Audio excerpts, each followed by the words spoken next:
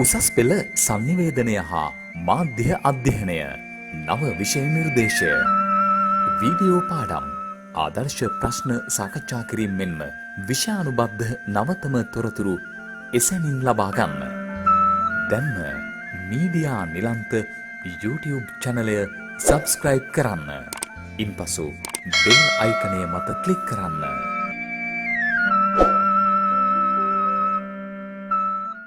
අයිබෝන් ඔබට අයිබෝන් ඔබ සියලුම දෙනාට අපි sannivedanaya හා මාධ්‍ය අධ්‍යයනය පැරණි විෂය නිර්දේශය යටතේ අලුතින්ම sannivedana විෂය හදාරන දරුවන් වෙනුවෙන්ම නිර්මාණය කරන අධිවේගී වීඩියෝ කිව්වොත් නිවැරදි. තාම වේගයෙන් අපි සම්පූර්ණ පාඩම සාකච්ඡා කරන වීඩියෝ පාඨමාලාව මෙය විශේෂයෙන්ම අලුතින්ම විෂය නිර්දේශය හදාරන දරුවන්ටත් සහ දෙවන වර විභාගයට සූදානම් වෙන පැරණි විෂය නිර්දේශය යටතේ දරුවන්ටත් වැදගත් වෙන විදිහට සකස් කරලා තියෙන්නේ. ඒ නිසා අපි මේ වීඩියෝ මාලාවේ අදත් තවත් එක් පාඩමක් සාකච්ඡා කරනවා. අද අපි සාකච්ඡා කරන්නේ මාධ්‍ය සාක්ෂරතාව කියන පාඩම. මාධ්‍ය සාක්ෂරතාව පාඩම ඇත්තටම අපිට 11 වෙනි පාඩම විදිහට තියෙන්නේ. අපි අවසාන වශයෙන් සංවර්ධන sannivedanaya පාඩම සාකච්ඡා කළා. ඊට පස්සේ අපි මේ පාඩමට කෙලින්ම එනවා. මේ පාඩමේ ඉතා වැදගත් කාරණා කිහිපයක් අපිට තියෙනවා සහ මේ ප්‍රායෝගික පාඩමක්. ඔබ ප්‍රායෝගික ජීවිතයේදී ඔබ අත්දකින දේවල් තියෙන නිසා අපි මේ පාඩමේ අද රැඳෙනවා. මාධ්‍ය සාක්ෂරතාවය කියන කාරණයට කලින් අපි සාක්ෂරතාවය කියන කාරණේ තේරුම් ගත්තොත් සාක්ෂරතාවය කියන්නේ ඇත්තටම අකුරු ලිවීමේ කියවීමේ හැකියාව කියන එක. සරල අදහස නේද? ලෝකේ අපි අනිකුත් රටවල් එක්ක ඉදිරියෙන් ඉන්න කාරණා කිහිපයක් තියෙනවානේ. නේද? දැන් ඔය අපි ඉදිරියෙන් ඉන්නවා සියදිවි විනාශා ගැනීම අතින්. ඊළඟට අපි ඉදිරියෙන් ඉන්නවා ලෝකේ වැඩිම මේ මොකද්ද ප්‍රතිශතයක් විදිහට ජනතාවගේ ප්‍රතිශතයක් විදිහට වැඩිහිටියන්ට පමණක් වෙන් වෙච්ච ලිංගික වෙබ් අඩවි නැරඹීම අතිනුත් අපි සෑහෙන ඉදිරියෙන් ඉන්නවා කියලා පහුගිය දවස්වල ආවා. හැබැයි අපි ධනාත්මකව ලෝකයේ අනික් රටවල් වලට සාපේක්ෂව හැමදාම 1 2 3 4 5 කියන මේ අතරමැද රැඳිච්ච දෙයක් තමයි සාක්ෂරතාව කියන එක. ඒ කියන්නේ භාෂා සාක්ෂරතාව කියන එක. නමුත් මාධ්‍ය සාක්ෂරතාවය භාෂා සාක්ෂරතාවයමද කියලා අපිට පොඩි ගැටලුවක් වෙනවා නැහැ. නමුත් භාෂා සාක්ෂරතාවයත් මේ මාධ්‍ය සාක්ෂරතාවයට වැදගත් කාරණයක්. ඒක අපි සාකච්ඡා කරනකොට අපිට තේරෙයි. දැන් මාධ්‍ය සාක්ෂරතාවයේදී භාෂා සාක්ෂරතාවයේදී අපි කිව්වේ අකුරු ලිවීමේ කියවීමේ හැකියාවනේ. මාධ්‍ය කියලා කියන්නේ රූපවාහිනියද, ගුවන්විදුලියද, පුවත්පතද, සිනමාවද, අන්තර්ජාලයද, ඊළඟට Facebook, Twitter, WhatsApp, Imo, Viber, poster, banner, අත්පත්‍රිකා ඒවද නැත්නම් සාම්ප්‍රදායික මාධ්‍ය තියෙන ජනකවි, ජනකතා, බලිතවිල්ල, ආගෝහ, මානවින, කොඩි විනද මේ සියල්ලම මාධ්‍ය තමයි. එතකොට ඔය ඕනෑම මාධ්‍යයක් නිවැරදිව තේරුම් ගන්න සහ ඒ සංදේශය නිවැරදිව ග්‍රහණය කරගන්න අපිට තියෙන හැකියාව අපි සරලව සාක්ෂරතාව කියලා කියනවා. මේ සාක්ෂරතාව මොකක්ද කියන එක ලෝකයේ විවිධ පර්යේෂකයෝ විවිධ විදිහට අර්ථකථනය කළා. දැන් අපි කිව්වොත් sannivedanaya කියන කාරණේ අර්ථකථනය කරනකොට තම තමන්ගේ විෂයට අනුව තම තමන් sannivedanaya අර්ථකථනය කළා. ඒ වගේම මාධ්‍ය සාක්ෂරතාව කියන කාරණේ තම තමන්ගේ විෂයට අනුව එක් එක් විෂයට අදාළ විද්‍යාඥයන් ප්‍රඥයන් විසින් මේ මාධ්‍ය සාක්ෂරතාවය අර්ථකථනය කළා.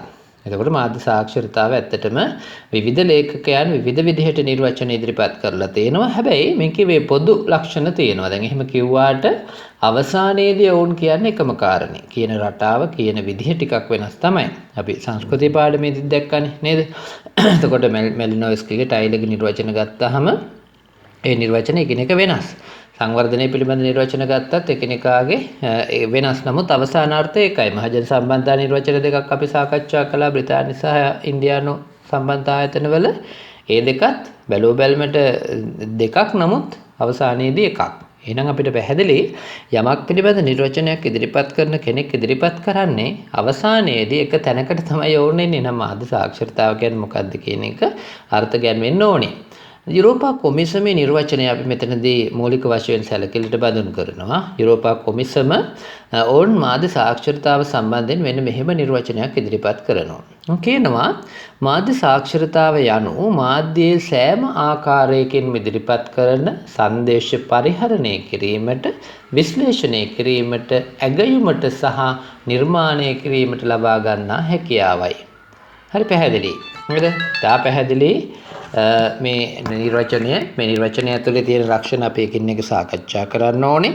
දැන් මේ නිර්වචනය හරියට අපි අධ්‍යයනය කළොත් මේකේ තියෙනවා සංදේශ පරිහරණය කරන්න. ඒ කියන්නේ අපි සංදේශය ලබා ගන්නවා කියන කාරණේ, කියන්නේ භාවිත කරනවා කියන කාරණේ. මේ සංදේශය තාම අපි ළඟට ඇවිත් නැහැ. සංදේශය අපි මාධ්‍යයත් එක්ක පරිහරණය කරනවා. මාධ්‍යෙන් අපිට පුවත්පත නම් කියවනවා, ගුවන්විදුලිය නම් අහනවා, රූපවාහිනිය නම් බලනවා. ඒ කාරණේ, ඒ ක්‍රියාවලිය පරිහරණය කිරීම. ඒ පරිහරණය කිරීමේ ක්‍රියාවලිය මාධ්‍ය සාක්ෂරතාවේදී අපි හුරු වෙන්න ඕනේ කියලා කියනවා. ඊළඟට ඒ ලබා ගන්න පණිවිඩය අපි විශ්ලේෂණය කරන්න. ඒ කියන්නේ ඒ පණිවිඩය පිළිබඳ හොඳ නරකද, ඒ පණිවිඩයේ තියෙන යහපත් අයහපත් දේවල්, ඒ පණිවිඩය කොච්චර වැදගත්ද නැද්ද, ඒ වගේ දේවල් විශ්ලේෂණය කරන්න.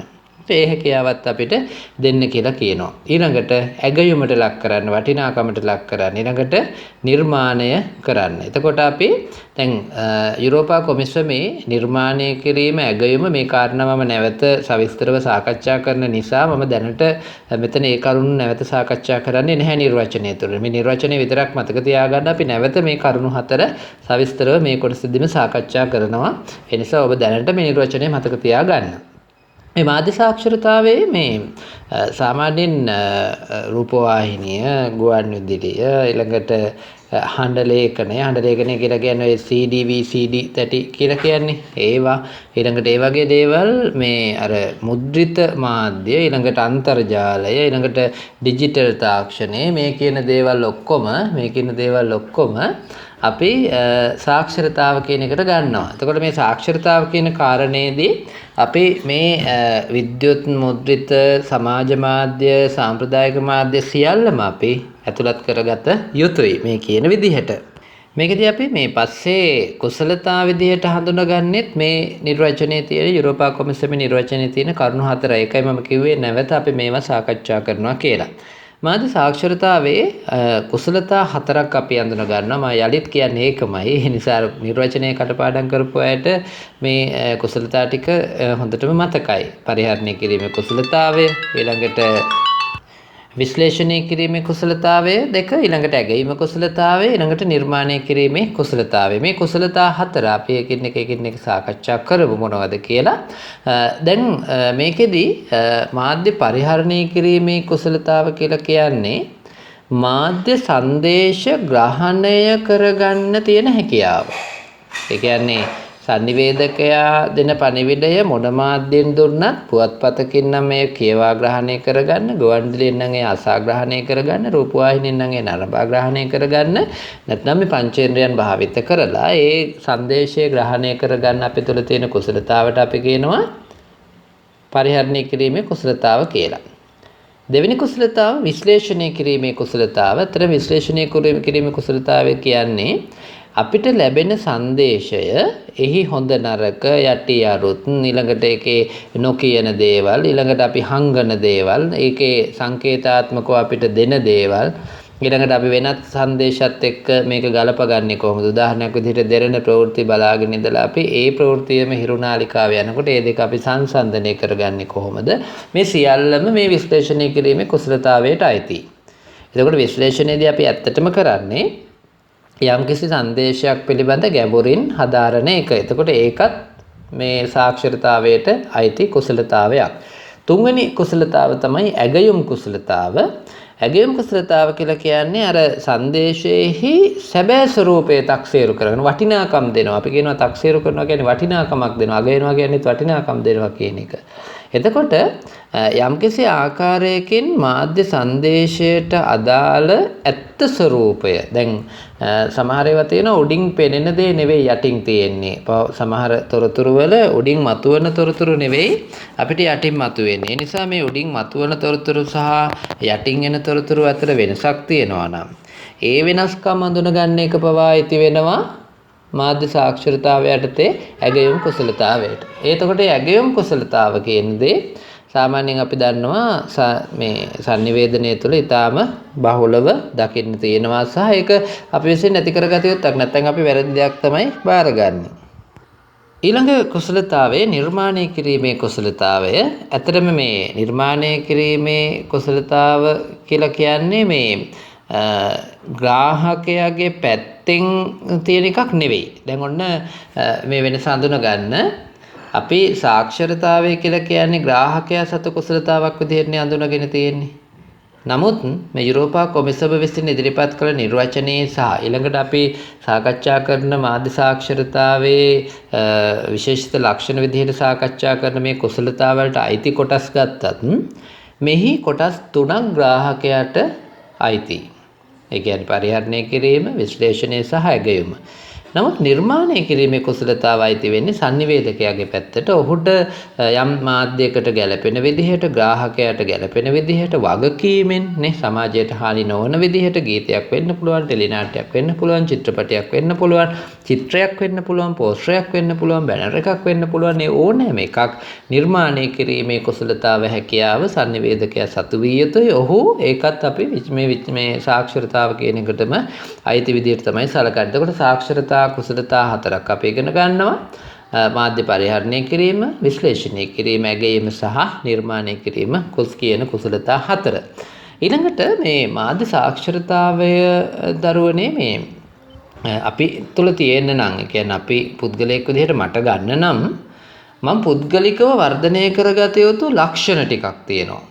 ඒ කියන්නේ මම පුද්ගලිකව වර්ධනය කරගන්න ඕන ලක්ෂණ. මේවා තුනක් විදිහට අපි වෙන් කරගෙන හඳුනාගෙන තියෙනවා. මේ කරුණු තුනත් විභාගයේදී ඔබෙන් ප්‍රශ්නයක් විදිහට එන්න පුළුවන් තැනක්. දැන් මාධ්‍ය සාක්ෂරතාවයේදී පෞද්ගලිකව අපි සවිඥානික වෙන්න ඕනි. කවුද? මම ග්‍රාහකයා සවිඥානික වෙන්න ඕනි. මොකද්ද සවිඥානිකයි කියන්නේ? විඥානය අදාළ තැන තියාගන්න ඕනේ. ඒ කියන්නේ මම සිහි බුද්ධියෙන් වැඩ කටයුතු කරන්න ඕනේ කියන එක. මම දැන් අහගෙන ඉන්නවා නම් මේ දේශපාලන සංවාදයක්. දේශපාලනය පිළිබඳ සවිඥානයකින් යුතුව එය අහගෙන ඉන්න ඕනේ. ඊළඟට මම අහගෙන ඉන්නවා නම් ක්‍රීඩා විස්තර ਵਿਚාරයක්. ඒ පිළිබඳ සවිඥානිකව. එතකොට මගේ මනස එතන තිබුණොත් විතරයි මට ඒක තේරුම් ගන්න පුළුවන් වෙන්නේ.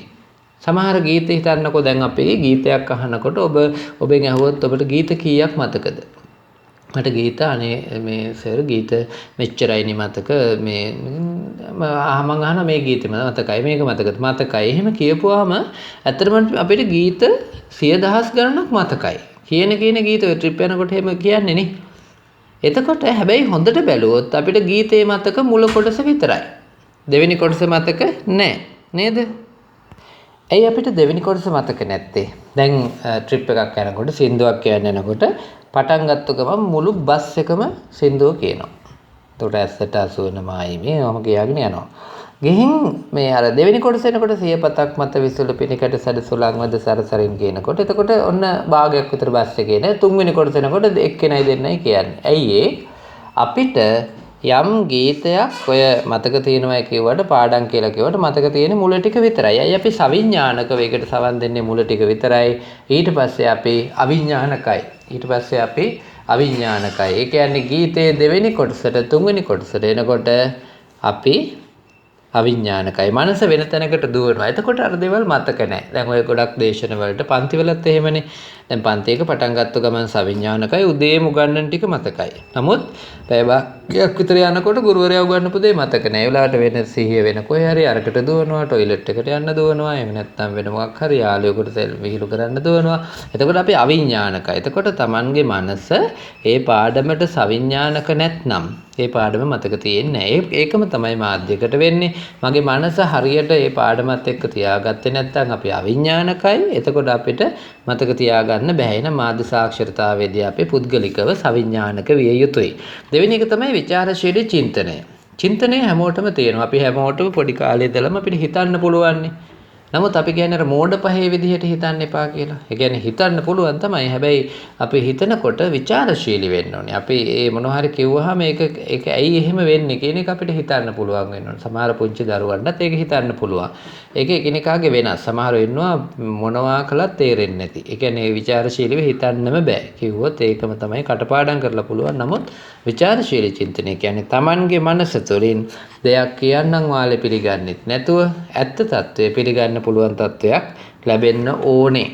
ඒක ලැබෙන්න ඕනේ පුද්ගලයෙක් විදිහට අපිට. ඇයි අපි එහෙම ලබාගන්නේ? එතකොට තමයි මාධ්‍ය සාක්ෂරතාව ඇති කරගන්න පුළුවන් වෙන්නේ. එහෙනම් විචාරශීලී චින්තනය දෙවෙනි එක. තුන්වෙනි එක අපි ගැටලු විසඳීමේ හැකියාවක් ඇති කරගන්න ඕනේ.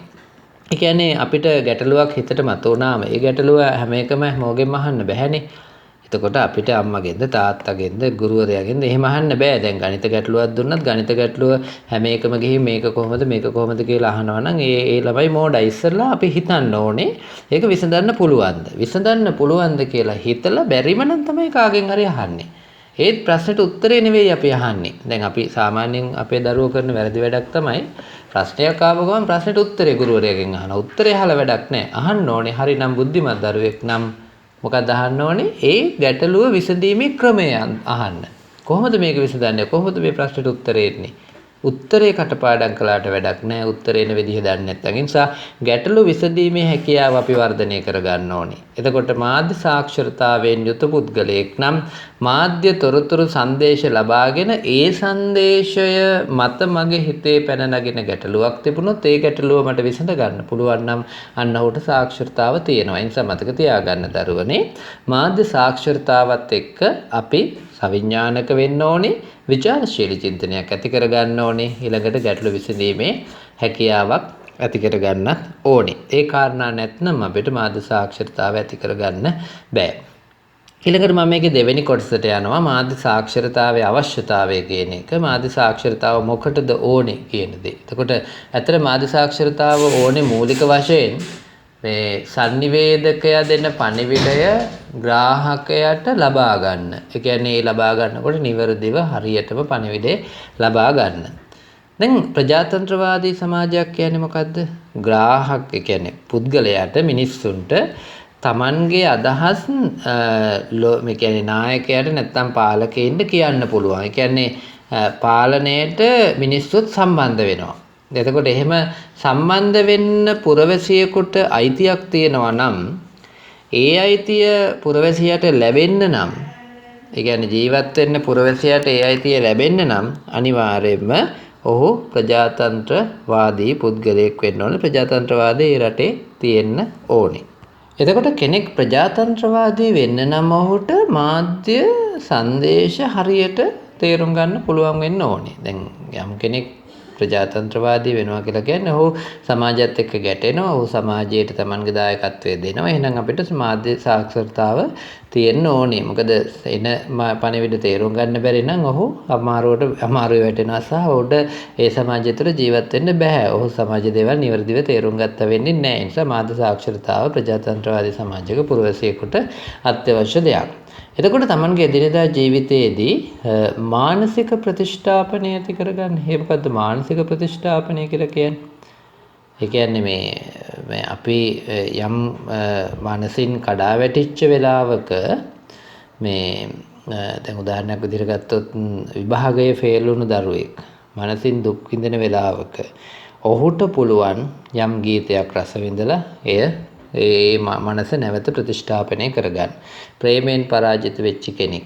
එතකොට ප්‍රේමයෙන් පෙරදිලා දැන් මනසින් කඩා වැටලා ජීවිතේ නැති කරගන්න හිතුන කෙනෙක්. එයා හරි ගීතයක් ඇහුවොත් ඒ ගීතය අහලා එයාට ඒ තමන්ගේ ජීවිතය හදාගන්න පුළුවන්. එතකොට ඔහු හරි ගීතයක් අහනවා කියන්නේ මොකද්ද? ඔහුට තේරෙන්න ඕනේ මම මගේ මනස කඩා වැටුනම මොන ගීතද අහන්න ඕනේ. මම මොන ගීතද විඳින්න ඕනේ. එතකොට ඒ ගීතයෙන් මාව විනාශ කරනවද නැති කරනවද නේද? අර තාප්පේ පුරා පාප්ප ගන්න මගේ සුදු අම්මියෝ කිව්වට අපිට හිත හදාගන්න බෑ. නේද? එතකොට අපි සාමාන්‍යයෙන් මේ දැන් ඒ ගීතය අහලා හිත හදාගන්න බෑ කියන්නේ ප්‍රතිෂ්ඨාපනය කරගන්න බෑ කියනකොට අපි දැනගන්න ඕනේ කඳුළු පැන් කෙන්ඩියක් සිනහා මල් වට්ටියක් දෑතට ගෙන යා හැකි දුර ගව්සියයක්වත් වේ නම් ප්‍රේමවන්තයෙක් වුණාට කමක් නැහැ නගේ. දැන් කවුද මේ ප්‍රේමවන්තියෙක් වුණාට කමක් නැහැ නගේ? කවුද කියන්නේ? වික්ටරත්නායක. දැන් මේ ගීතය අහපුවම අපිට අර මනසින් කඩා වැටෙනව නැවත ප්‍රතිෂ්ඨාපනය කරගන්න පුළුවන්කම ලැබෙනවා. ඒ නිසා තමන්ගේ එදිනදා ජීවිතයේදී මානසික ප්‍රතිෂ්ඨාපනය ඇති කරගන්න මාධ්‍ය භාවිත කරන්නේ කොහොමද? මොන සංදේශද අපි පාවිච්චි කරන්නේ? කොහොමද අපි රූපවාහිනී ගුවන්විදුලි පාවිච්චි කරන්නේ? ඒක මාධ්‍ය සාක්ෂරතාව තුළින් ලැබෙන දෙයක්. ඊළඟට තමන්ගේ අදහස් ප්‍රකාශ කිරීමේ අයිතිවාසිකමක් සමාජය තුළ තියෙනවා. අපි දන්නවා ආණ්ඩුක්‍රම ව්‍යවස්ථාවෙමුත් ඒක ලබා දීලා තියෙනවා 14 වෙනි ව්‍යවස්ථා සංශෝධනයේ. එතකොට 13 වෙනි ව්‍යවස්ථාවෙන් එතකොට යථාර්ථවාදී වෙන්න නම් හැම කෙනෙක්ම මාධ්‍ය සාක්ෂරතාවෙන් යුක්ත වෙන්න ඕනේ. එතකොට මාධ්‍ය සාක්ෂරතාව නැති කෙනෙකුට අදහස් පළ කිරීමේ අයිතිය තිබුණට වැඩක් නැහැ. මොකද ඔහුට මාධ්‍ය හරහා ඒ අදහස් පළ කරන්න බැරි නිසා. ඊළඟට පුද්ගලයන්ගේ එදිනෙදා අපි අද දවසේ කරන වැඩ හරියට යථාර්ථවාදීව ගොඩනංව ගන්න නම් අපිට මාධ්‍යයෙන් ලැබෙන දේ නිවැරදිව ග්‍රහණය කරගන්න ඕනේ. අපි බොරු දේවල් වලට අහු වෙනවා අපි මාධ්‍ය හරියට තේරුම් ගත්තේ නැත්නම්. මාධ්‍යයෙන් කියන নানা ප්‍රකාර මේ බොරු වලට එහෙමත් නැත්නම් අපි හිතමුකෝ මේ වෙළඳැන්වීම් වලින් අපිට දෙන දේවල් සමහර වෙළඳැන්වීම් වලින් අපිට කියනවා මෙහෙම වුණොත් මෙහෙම දියුණු වෙනවා මෙහෙම වුණොත් මෙහෙම දියුණු වෙනවා නේද ලීසින් කම්පැනි ණය දෙන ඒවා ඊළඟට ඔය කියන ආයතන ඔක්කොම. හැබැයි ඉතින් අපි ඒවට අහු වෙනවා අපි හරි මාධ්‍ය සාක්ෂරතාවක් අපි තුල නැත්නම් නේද? ඊළඟට මේ සාමාන්‍ය මේ ජාතික සංවර්ධනය කියන කාරණේ දැන් උදාහරණයක් විදිහට රටක ලංකාව ගත්තොත් ලංකාව රටක් විදිහට සංවර්ධනය කරන්න. එතකොට ජාතික සංවර්ධනය හරියට යොදා ගන්න නම් ඒ කියන්නේ නිසි ලෙස යොදා ගන්න නම් ජාතික සංවර්ධනය මේ ගැටලුවකින් තොරව යොදා ගන්න නම් අපි තුල තියෙන්න ඕනේ සමාජය තුල මිනිස්සු තුල යම් නිපුණතාවක්. එතකොට උදාහරණයක් විදිහට ගොවියන්ට ගොවිතැන හරියට කරන්න. ඊළඟට කම්කරුවන්ට ඒ වැඩේ හරියට කරන්න. පෙදරේරුවන්ට ඒ වැඩේ හරියට කරන්න. ඉංජිනේරුවන්ට වෛද්‍යවරුන්ට තමන්ගේ වැඩේ හරියට කරන්න. ඕන් රටේ ජාතික සංවර්ධනයට දායක වෙන්න නම් ඔවුන්ට යම් නිපුණතාවක් සමාජය තුළ තියෙන්න ඕනේ. එතකොට ඒ සඳහා මාධ්‍ය අපිට උදව් කරන්න ඕනේ. ඒ කියන්නේ කොටින් කිව්වොත් මේ කියන්නේ සංවර්ධන sannivedanaya ගැන. කලින් අපි සාකච්ඡා කරපු පාඩමක්. එතකොට සංවර්ධන sannivedanaya සඳහා මාධ්‍ය සාක්ෂරතාව ඕනේ. ඊළඟට අපිගේ මේ gedara ගෘහස්ත පැවැත්ම ඒ කියන්නේ ගේ ඇතුලේ සබඳතා පවත්ව ගන්න එදිනෙදා කටයුතු පවත්වගෙන යන්න කොහොමද අපි මාධ්‍ය නිවැරදිව පාවිච්චි කරන්නේ? gedara අම්මා තාත්තා දරුවෝ එකට ඉඳලා බලන්න බැරි චිත්‍රපටයක් ටෙලි නාට්‍යයක් gedara බැලුවොත් gedara සබඳතා ටික අයින් වෙනවනේ. පොඩි ළමයි මේ නරක වෙන කාටුන් නම් අපි බලන්නේ හැම වෙලාවෙම නේ. චිත්‍රපටි බලන්නේ පුංචි දරුවෝ නරක වෙන චිත්‍රපටි නම්. එතකොට ඒ ගෘහස්ත පැවැත්මට ඉතා වැදගත් වෙනවා මේ මාධ්‍ය හැසිරීම. නිසා හරි පරිස්සමෙන් කරන්න නම් අපිට මාධ්‍ය සාක්ෂරතාව තියෙන්න ඕනේ. ඇත්තටම මාධ්‍ය සාක්ෂරතාව තිබුණොත් අපිට වඩා හොඳින් Tamanගේ පවුලේ දේවල් හදා ගන්නත් පුළුවන්කම තියෙනවා. ඊළඟට ව්‍යාපාරික අනුග්‍රහයක් සාමාන්‍යයෙන් අපි දන්නවා මේ ගුවන්විදුලියට රූපවාහිනියට සහ පුවත්පතට ඉතා ප්‍රබල විදිහට තියෙනවා කියලා. එතකොට ව්‍යාපාරිකයා සල්ලි දෙන්නේ නිකන් නෙවෙයි. ඔවුන් පාරිභෝගික වාදයක් මත තමයි මේ ජනප්‍රිය සංස්කෘතිය කියන දේවල් ගොඩනගන්නේ. උදාහරණයක් විදිහට දැන් සන්ලයිට් මුදලාලි සන්ලයිට් හදලා ඒ සන්ලයිට් ටික මිනිස්සුන්ට විකුණන්න පාරිභෝගික වාදයක් පදනම් කරගන්න. ඒ කියන්නේ මිනිස්සුන්ට ඕන විදිහට තමයි අපි හදලා තියෙන්නේ කියලා.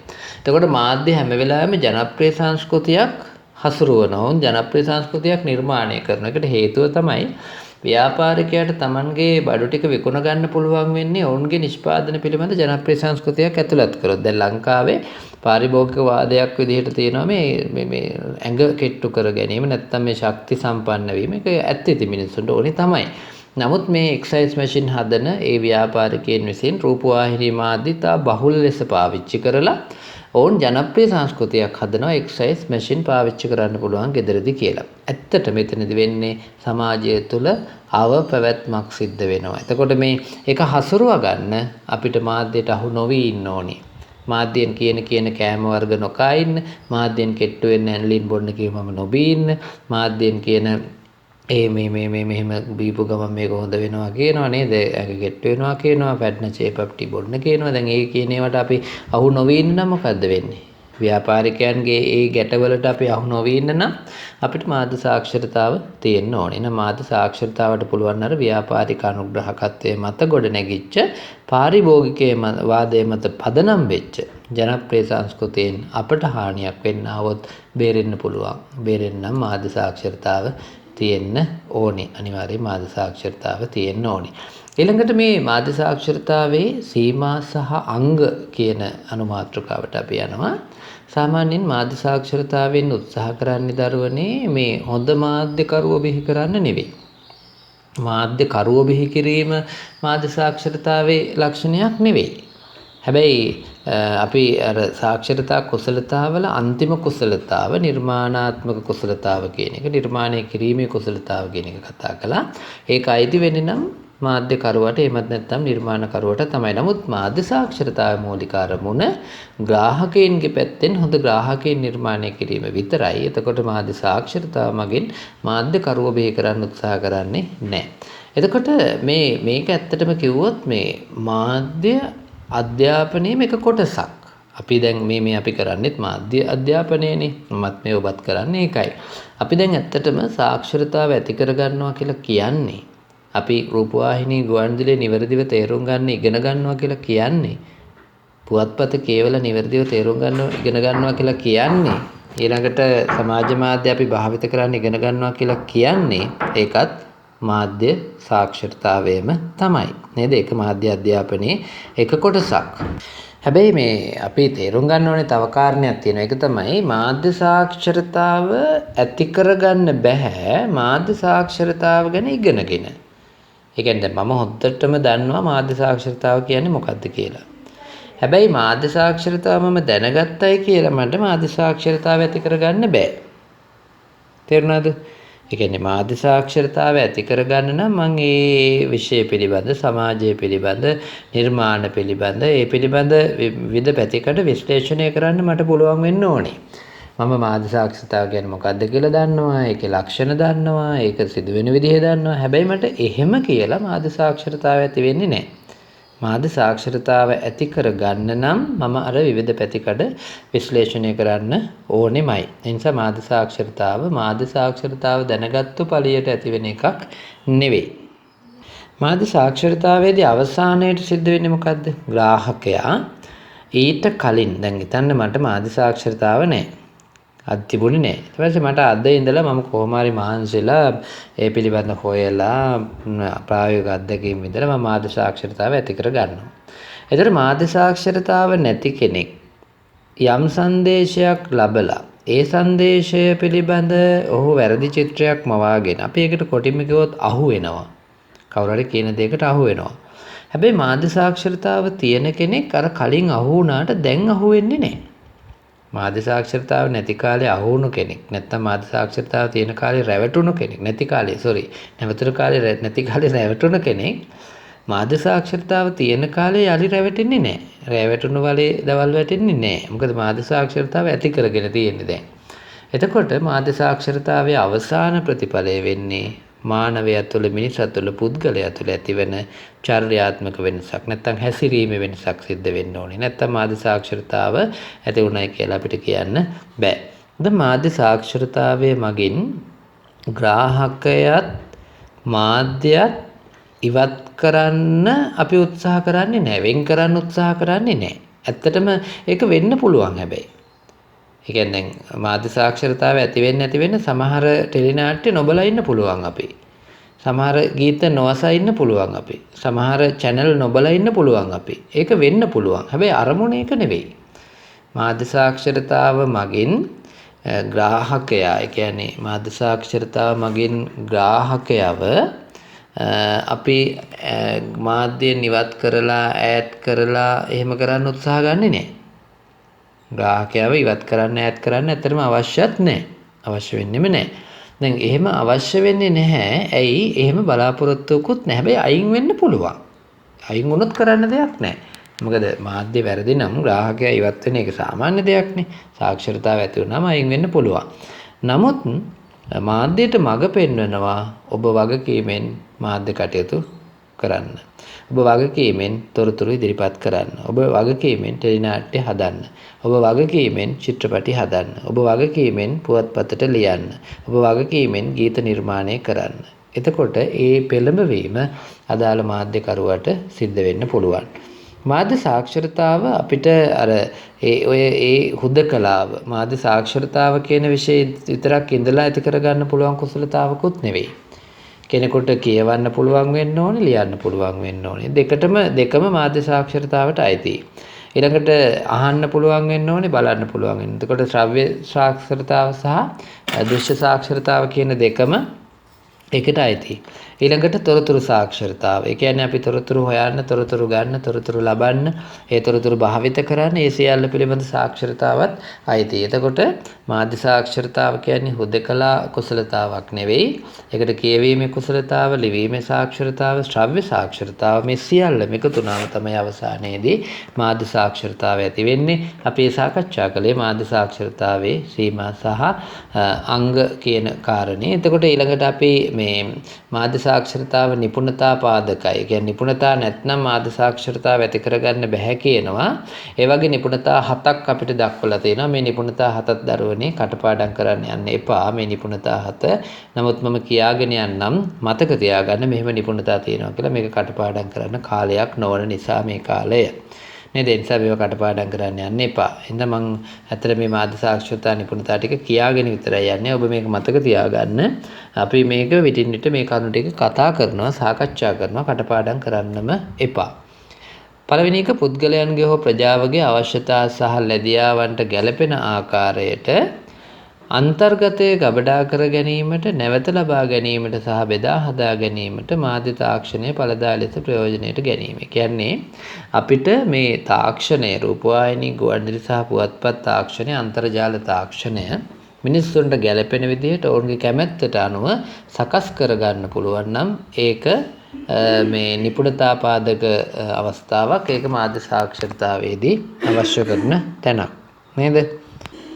ඊළඟට දෙවෙනි එක විවිධ සංස්කෘතික සහ ආයතනික මූලයන්ගෙන් ලැබෙන පුළුල් පරාසයක පැතිරී ඇති මාධ්‍ය ස්වරූපය හා අන්තර්ගතයන් තක්සේරු කිරීම කියලා කියනවා. ඒ කියන්නේ අපිට පුළුවන් වෙන්න ඕනේ දැන් මොන සංස්කෘතියකින් මොන තැනකින් මොන සංනිවේදකයා මේක කොච්චර පුළුල් සමාජ පරාසයකින් මේක ආවත් ඒ මාධ්‍ය අපි ස්වරූපයේ තේරුම් අරගෙන ඒකේ අන්තර්ගතය අපිට තේරුම් ගන්න පුළුවන් වෙන්න ඕනේ. ඒකත් ඇත්තටම නිපුණතාවක්.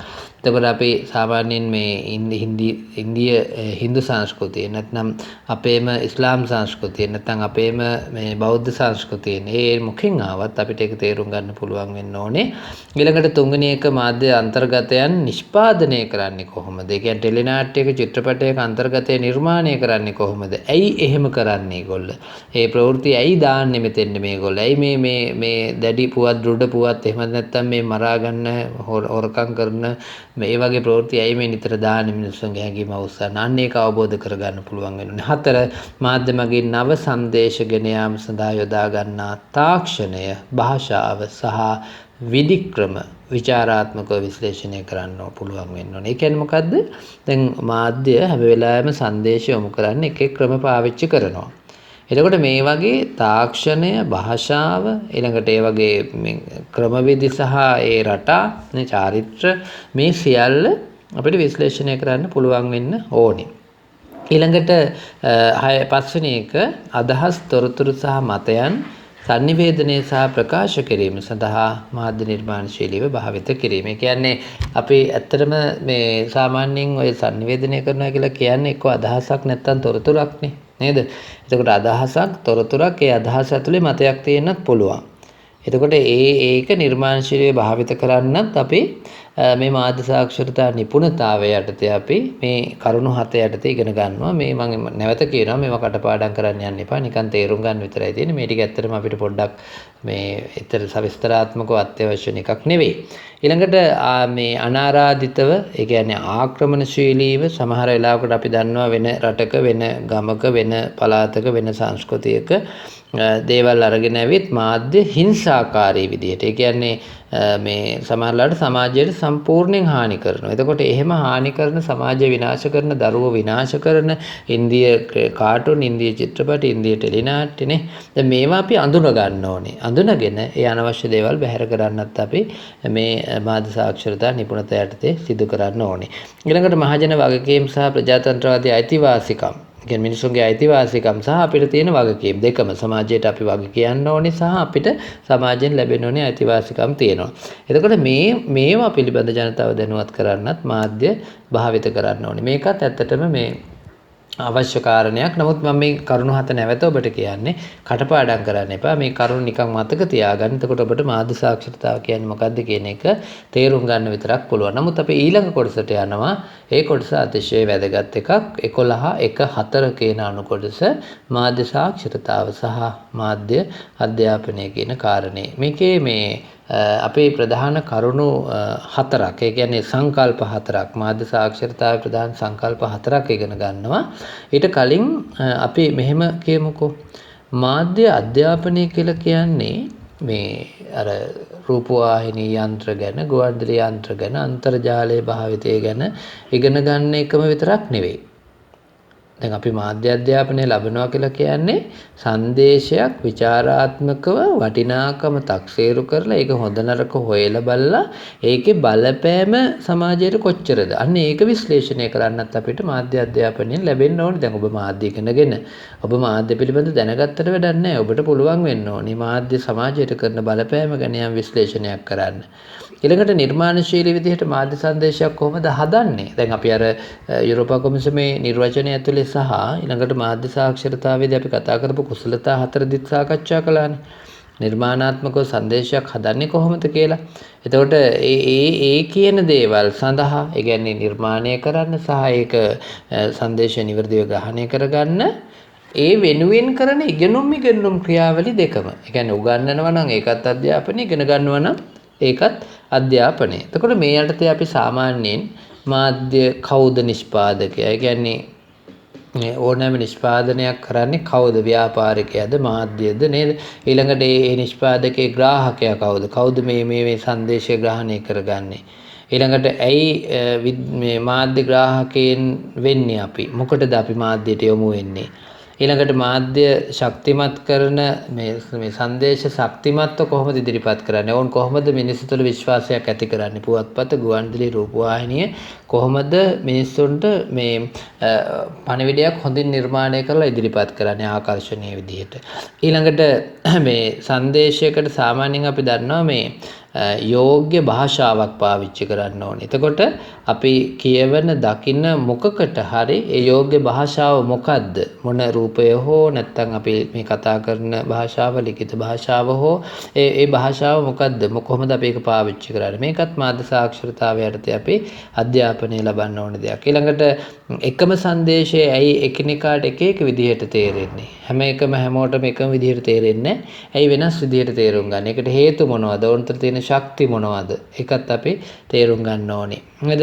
ඊළඟට මාධ්‍ය අධ්‍යාපනය විසින් නිවැරදිව පිළිතුරු ලබා දීමට වඩා දැන් මෙතන ඔන්න වැදගත් එකක් මේ කියන්නේ මාධ්‍ය සාක්ෂරතාව මාධ්‍ය අධ්‍යාපනය ලැබපුවාම අපි නිවැරදිව පිළිතුරු ලබා දෙන්න උගන්වනවට වැඩිය නිවැරදිව ප්‍රශ්න අහන්න පොළඹවන. එතකොට දැන් වැරදි ප්‍රශ්නයක් ඇහුවොත් වැරදි උත්තරයක් නේ දෙන්නේ. ඒකට ප්‍රශ්නෙට උත්තර දෙන්න බෑනේ. එහෙනම් නිවැරදි වෙන්න ඕනේ නිවැරදිව ප්‍රශ්න අහන එක. එතකොට ප්‍රශ්න අහන එක නිවැරදි වුණොත් එතකොට අර පිළිතුරු දෙන එක කොහොමදත් නිවැරදි වෙයි. නේද? එහෙම ඒ නිසා අපි සාමාන්‍යයෙන් කියනවා මාධ්‍ය අධ්‍යාපනයෙන් අපි බලාපොරොත්තු වෙන්නේ නිවැරදි පිළිතුරු ලබා දීමට වැඩිය නිවැරදිව ප්‍රශ්න අහන්න පුරුදු කරන්න. ඊළඟට දරුවනේ මේ මාධ්‍ය සාක්ෂරතාවේ ප්‍රධාන සංකල්ප හතරක් තියෙනවා. මේ සංකල්ප හතර දැන් මේකයි අර කලින් කියපු කුසලතා හතරයි නම් පටලවා ගන්න එපා. විභාගෙදී ඔබෙන් ඇහුවොත් මාධ්‍ය සාක්ෂරතාවේ සංකල්ප හතර මොනවද කියලා. එතකොට අර කලින් කතා කරපු කුසලතා හතර කිව්වොත් නම් අපි වරද්ද ගන්නවා පුතේ. නේද? ඒ නිසා ඒක හරියටම අඳුන ගන්න ඕනේ මෙන්න සංකල්ප හතර. මාධ්‍ය සංදේශ කියලා කියන්නේ කවුරු හරි ගොඩ නංවන ලද්දක්. කියන්නේ හදපු දෙයක්. ඔන්න පළවෙනි සංකල්පය. එහෙනම් අපි දැනගන්න ඕනේ සංදේශයක් කියන්නේ යම් කෙනෙක් නිර්මාණය කරන ලද්දක්. එහෙනම් කවුරු හරි මූලාශ්‍රයක්, හිමිකරුවෙක්, sannivedakayeක් ඉන්නම ඕනේ. දෙවෙනි සංකල්පය තමයි සංදේශය අර්ථ ගන්නවන්නේ ඒ අදාළ පුද්ගලයා මත. කවුද පුද්ගලයා? ග්‍රාහකයා. නේද? එතකොට sannivedakaya වුණත් ඔහු අර්ථ ගන්නවනවා නම් ඒ පුද්ගලයා කවුද? කොහෙන්ද? කවුද කියන්නේ? මොන දේශපාලකයාද? ඔහුගේ මතය මත තමයි ඒ සංදේශය අර්ථ ගන්නවන්නේ. එතකොට ග්‍රාහකයාගේ පැත්තෙන් ගත්තත් ග්‍රාහකයාත් ඇත්තටම මම තේරුම් ගන්න ඒක මම කවුද කියන එක මත. දැන් උදාහරණයක් විදිහට ගත්තොත් හිතන්න මෙහෙම දැන් මම ඉංජිනේරුවෙක්. මම ඉංජිනේරුවෙක් නේද? ඔබ හිතන්නකෝ ඔබ මේ සාමාන්‍ය සමාජ විද්‍යාඥයෙක්. මම ඉංජිනේරුවෙක්, ඔබ සමාජ විද්‍යාඥයෙක්. අපි හිතමු මේ අපේ ගමේ මොකක් හරි ඔය මේ මරණයක් වෙලා කියන්නේ අනතුරකටපත් වෙලා ඒ අනතුරෙන් මරණයක් වෙලා. ඒ අනතුර තමයි ඔය මේ තියෙන පරණ ගොඩනැගිල්ලක් ගෙයක් උඩට කඩා වැටිලා. කණුවක් හරි මොකක් හරි කඩා වැටිලා. ඒ කඩා වැටුණාන් පස්සේ දැන් මේ ගෙදර අය මැරිලා. දැන් ඔබ සමාජ විද්‍යාඥයෙක්, මම ඉංජිනේරුවෙක්නේ. මම කොහොමද ඔක තේරුම් ගන්නෙ?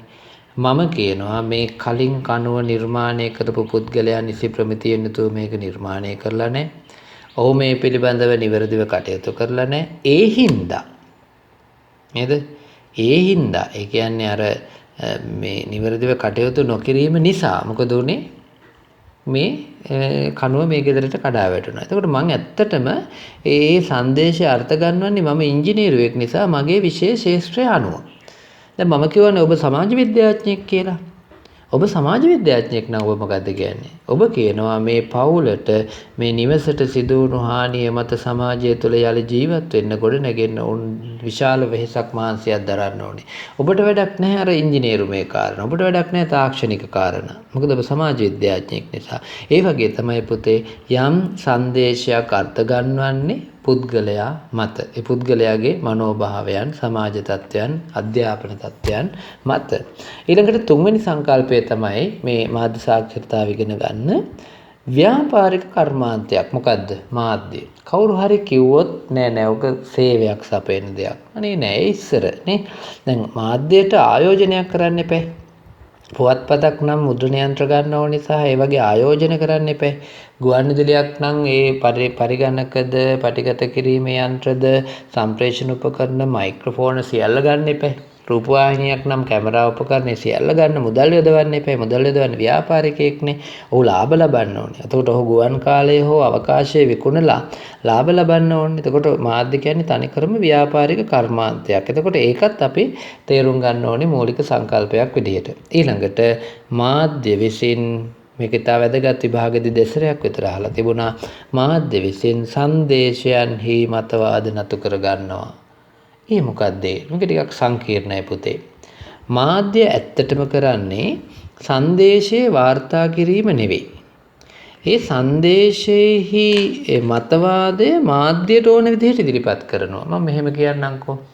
දැන් මේ දවස්වල මේ කවුද අපේ හූල් කියන මහත්මයා මැතිවරණ කොමිෂන් සභාවේ ඔහු කියන මතය, ඔහුගේ මතය. එහෙමත් නැත්නම් අපි ගමුකෝ මේ සහරාන්ගේ කේස් එක ජනප්‍රියයි මේකට වැඩිනේ ප්‍රසිද්ධයිනේ ජනප්‍රිය නෙවෙයි. එතකොට දැන් සහරාන්ගේ සිද්ධියේදී සිරස මාධ්‍ය හැසිරුණු විදිහයි, දෙරණ මාධ්‍ය හැසිරුණු විදිහයි, ඊළඟට මේ ජාතික රූපවාහිනිය ITN වගේ රූපවාහිනී නාලිකා හැසිරුණු විදිහයි අපි වෙන වෙනම ගත්තොත් ඒගොල්ලෝ ඉදිරිපත් කළේ අර එකම තොරතුර වෙන විදිහට. ඇයි එහෙම වෙන්නේ? ඔවුන් දේශපාලන මතයක ඉන්නවා. එතකොට ඔවුන් ඉදිරිපත් කරන්නේ ඔවුන් දරන දේශපාලන මතයට අනුව. දැන් මේ දිනවල කොරෝනා වසංගතයට එරෙහිව ලංකාවේ තත්ත්වය වාර්තා කරන එක පවා සිරස වාර්තා කරන්නේ ටිකක් ඍණාත්මකව. ඒකට හේතුව ඔවුන්ගේ දේශපාලන මතය. ඔවුන් අර පණිවිඩයේ තොරතුරු නෙවෙයි ගන්නෙ. ඒක ඇතුලේ තියෙන මතය තමයි ගන්නෙ. ඒ කියන්නේ හැම මාධ්‍යයක්ම කරන්නේ තොරතුරු ඉදිරිපත් කරනවට වැඩිය ඒ තොරතුරු පිළිබඳ මතයක් ඉදිරිපත් කරනවා. ඇත්තටම උදේට අර පත්‍ර කියවින එකකින් කරන්නේත් ඒක. ඒගොල්ලොත් කරන්නේ Tamanගේ නාලිකාවේ මතය සමාජගත කරනවා. ඒ නිසා අපි තේරුම් ගන්න ඕනේ මාධ්‍ය විශ්ින් සංදේශයන්හි තියෙන මතවාදය Taman නතු කර ගන්නවා. ඒක තමයි කරන්නේ මාධ්‍ය. එතකොට මාධ්‍ය කරන්නේ ඇත්තටම Taman සතු මතවාදය ඒක නතු කරගන්න එච්චරයි. එතකොට අර සාමාන්‍යයෙන් තොරතුරු ඉදිරිපත් කරලා නිකන් ඉන්න එකක් නෙවෙයි කරන්නේ. පැහැදිලිනේ නේද? එතකොට මේ සාමාන්‍යයෙන් අපි කියනවා මාධ්‍ය සාක්ෂරතාවය සහ මාධ්‍ය අධ්‍යාපනය යටතේ මේක සාකච්ඡා කරන්නේ. මාධ්‍ය සාක්ෂරතාව මෙන්න මේ සංකල්ප හතර මත තමයි අපි ඉගෙන ගන්න ඕනේ කියලා කියනවා. ඊළඟට මේ මාධ්‍ය අධ්‍යාපනය ලබා දීමට හේතු කියනවා. හේතු 10ක් කියනවා. දැන් හේතු 10 ඉතින් ඔන්න දැන් ආයෙ කටපාඩම් කරන්න යන්න එපා. හිතෙන ඕන එකක් ලියන්න. ඔබට හිතෙන එකක් ලියුවම මේකට ලකුණු හම්බ වෙනවා. මොකද මේ කියන හේතු අපි දන්න දේවල්. බලන්නකෝ මාධ්‍ය අධ්‍යාපනය මගින් ළමයින්ට මාධ්‍ය භාවිතයේ ප්‍රශ්න කරන්න අග යන්න ඉඩ ලැබෙනවා. හරිනේ ඉතින්. ඔකයි වෙනම පාඩම් කරන්න ඕනේ නැහනේ. ඊළඟට ලෝකයේ පන්ති කාමරය තුළට ගෙන එනවලු. ඊට පස්සේ වෙන විෂයන් එක්ක අන්තර් ක්‍රියාකාරීත්වය ගොඩනගා ගන්න පුළුවන්. ඊළඟට මාධ්‍ය අධ්‍යාපනයේ එකකින් අර ශිෂ්‍ය කේන්ද්‍රීය මේ කියන්නේ මිනිස් ළමයි විසින්ම තොරතුරු හොයන පරිසරයක් නිර්මාණය කරනවා. ඒකත් හරියනේ. ඊළඟට මාධ්‍ය අධ්‍යාපනය මගින් දරුවන්ට ළමා කාලයේදීම Tamanට මාධ්‍ය සංස්කෘතිය පිළිබඳ අවබෝධයක් ඇති වෙනවා. ඊළඟට ගැටවර දරුවන්ට ඒ කියන්නේ මේ නව යෞන් මේ දරුවන්ට මාධ්‍ය පරිහරණයට දිරි ගන්න ඕන. මාධ්‍ය කොහොමද අපි භාවිත කරන්න ඕනේ? අන්තර්ජාලයේද ඇතුළු සියලු මාධ්‍ය කොහොමද භාවිත කරන්න ඕනේ? ඒක පිළිබඳ යම් අවබෝධයක් එනවා. ඊළඟට සැබෑ ලෝකයේ සංසිද්ධීන් පිළිබඳ ඇත්ත తත්වයේ පිළිබඳ අධ්‍යයනය කරන්න මාධ්‍ය අධ්‍යාපනයේ ලබන අයට ඉඩකඩ ලැබෙනවා. ඊළඟට වාර්ගික සමාජයන් වලදී ඒ කියන්නේ එක් විවිධ වර්ග ඉන්නකොට සිංහල දෙමළ මුස්ලිම් වර්ග ඒ විදිහට ඉන්නකොට ඒ එක් වර්ග අනුව කොහොමද අපි මාධ්‍ය භාවිත කරන්න ඕනේ? ඒ අයට හානි නොවන විදිහට ඒ පිළිබඳ අවබෝධයක් ලැබෙනවා. ඊළඟට දරුවන් සමාජානුයෝජනය කිරීමේ ක්‍රියාවලිය, සමාජයකට හුරු වීමේ ක්‍රියාවලියත් මේ මාධ්‍ය අධ්‍යාපනය හරහා ලබා දෙන්න පුළුවන්.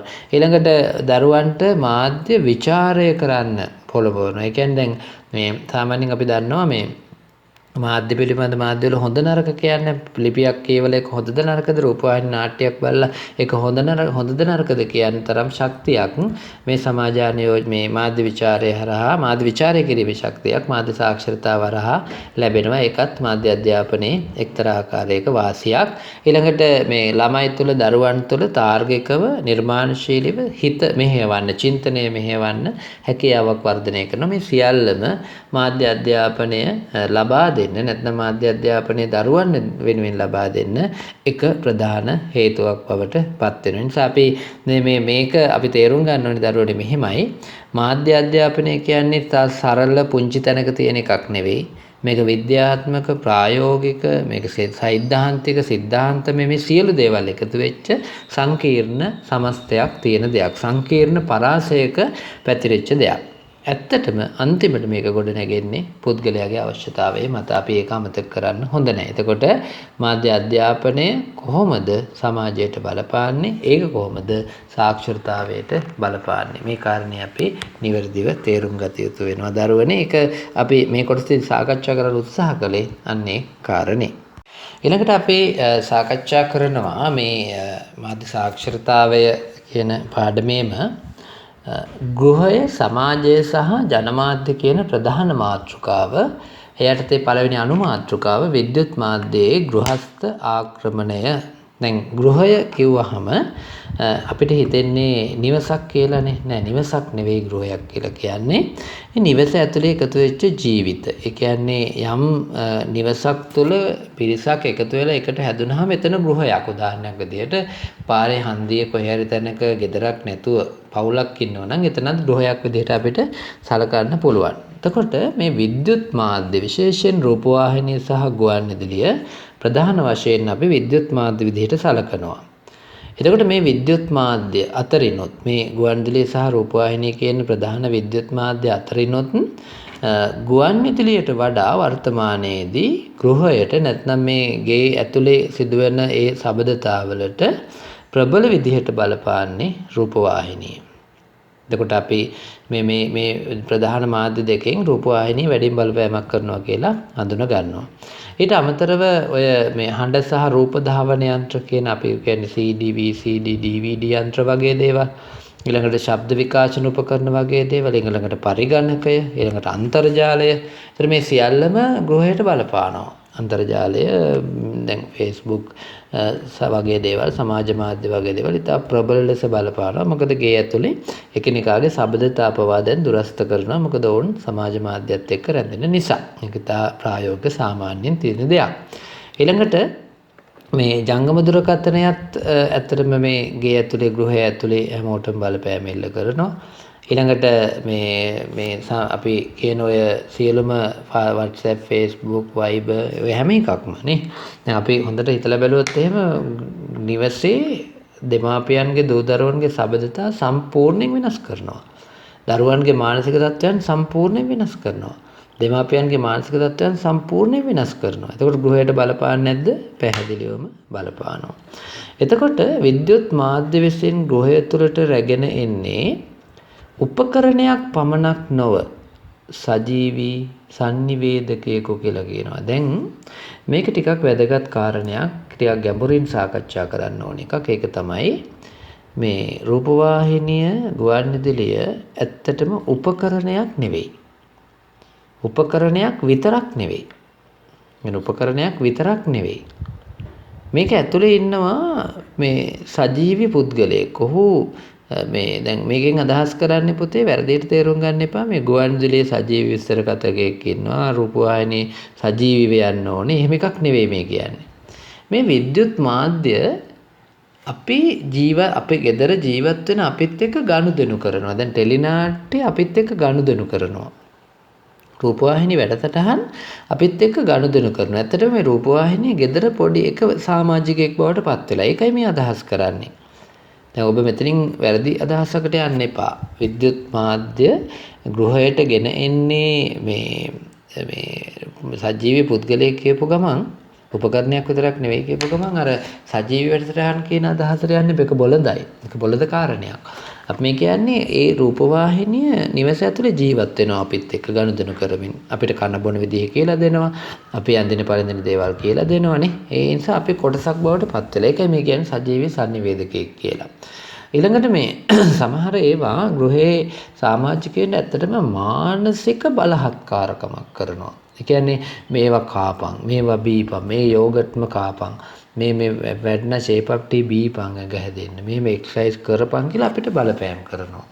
මේ ටෙලිනාට්‍ය විදිහට පවුලේ ප්‍රශ්න වලට උත්තර හොයපල්ලා කියලා නේද බලපෑම් කරනවා. ඒක ඇත්තටම බලහත්කාරකමක්.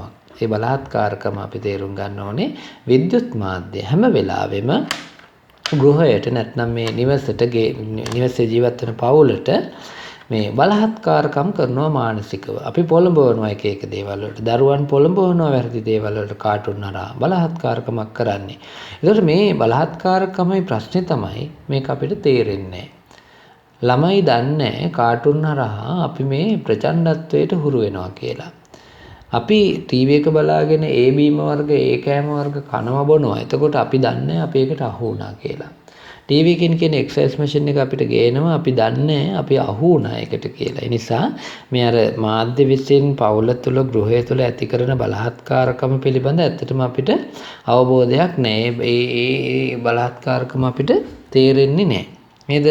ඊළඟට මේ ගෘහයේ සමාජිකයින්ටත් ගෘහය තුළට එන මේ ආක්‍රමණිකය අපි යාට කියන ඔය ගෘහස් මේ ගේ ඇතුළට එන රූපවාහිනිය කියන්නේ ආක්‍රමණිකයෙක්. රූපවාහිනිය කියන්නේ ගේ ආක්‍රමණය කරන්න බලාගෙන ඉන්න කෙනෙක්. නිවසේ සමාජයේ පවුල් සබඳතා දෙමාපියන් දරුවන්ව අල්ලගන්න බලාගෙන ඉන්න රකුසෙක් වගේ.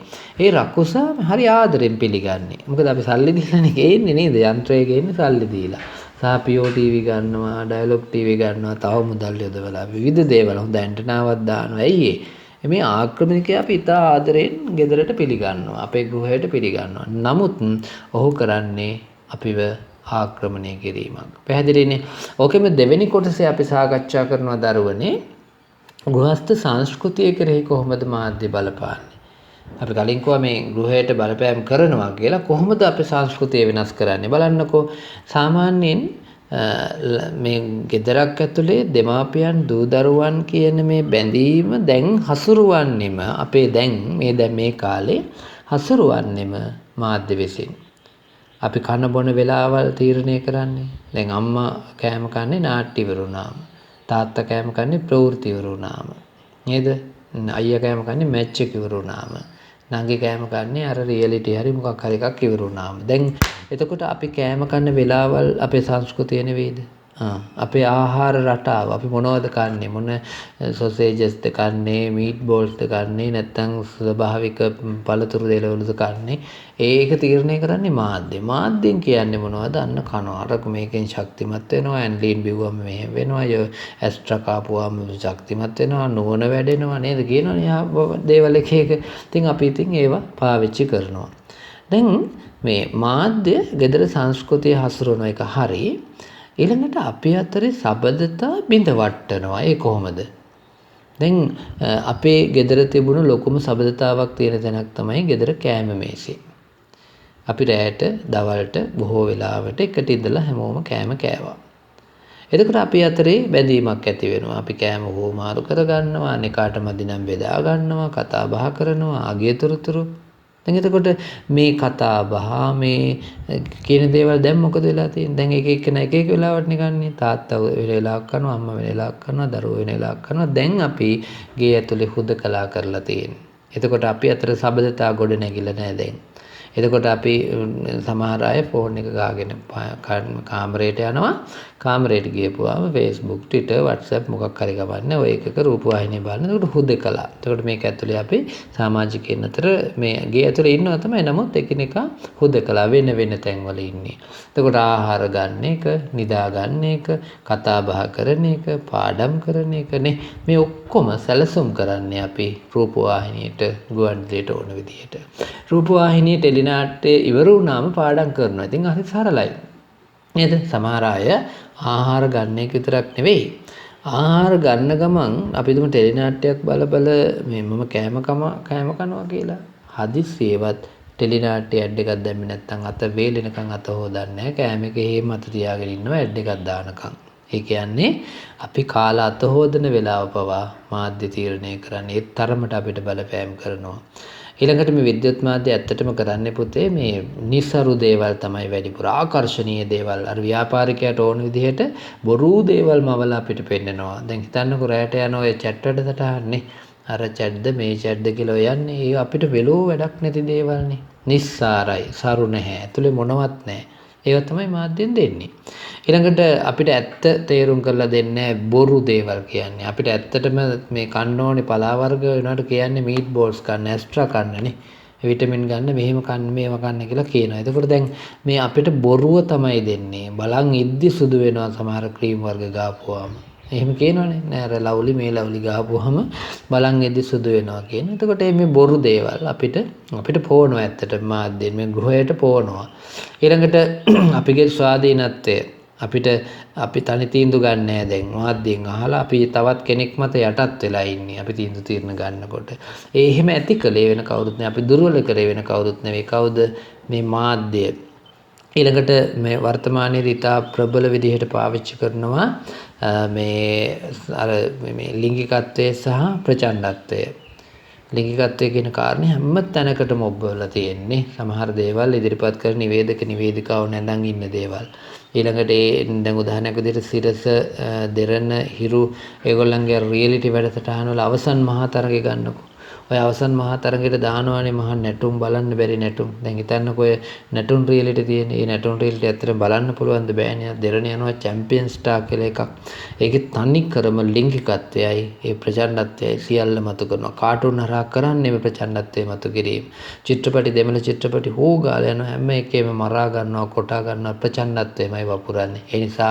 මාධ්‍ය විසින් ඇත්තටම කරලා තියෙන්නේ ගෘහය තුලට ප්‍රචණ්ඩත්වයයි ලිංගික කාරණයි තාම තද බල විදියට ඔබවලා තියෙනවා මේක අපි දකින ඉතාම බරපතල තත්ත්වයක් වර්තමානයේ ඊළඟට දරුවන්ට වැඩිහිටියන්ට නොගැලපෙන සමහර දේවල් අපි දන්නවා ඒ දරුවන්ට වැඩිහිටියන්ට එකට ඉඳලා බලන්න බැරි දේවල් ලිංගික දර්ශන සහිත දේවල් ඊළඟට දෙපිට කැපෙන කතන්දර ඊළඟට ළමා කාටුන් රසහන් අතරේ දානවා වෙන ඔය රැයට යන කසිකබල් ටෙලිනාට්‍යයක මේ ට්‍රේලර්ස් නැත්නම් ඒ පූර්ව කොටස් නෑ එතකොට අර දරුවා ඒකේ තියෙන මොකද්ද නායාරි නාගීනාරි මොකද්ද මේ මොනද අර නයි එන කතන්දර තියෙන්නේ ඔය නේද ඒ කතන්දර වල තියෙන මොකක් හරි අර ලිංගිකත්වයේ මතුවෙන තැනක් ළමා කාටුන් ඇතුලේ දානවා එතකොට මේක ඇත්තටම අපිව වියවුල් කරනවා, අවුල් කරනවා. ඒකට ගෘහස්ත සංස්කෘතිය සම්පූර්ණයෙන් මාධ්‍ය බලපෑම් කරනවා. මේවා දරුවෝ මේ කියන කාරණා මේ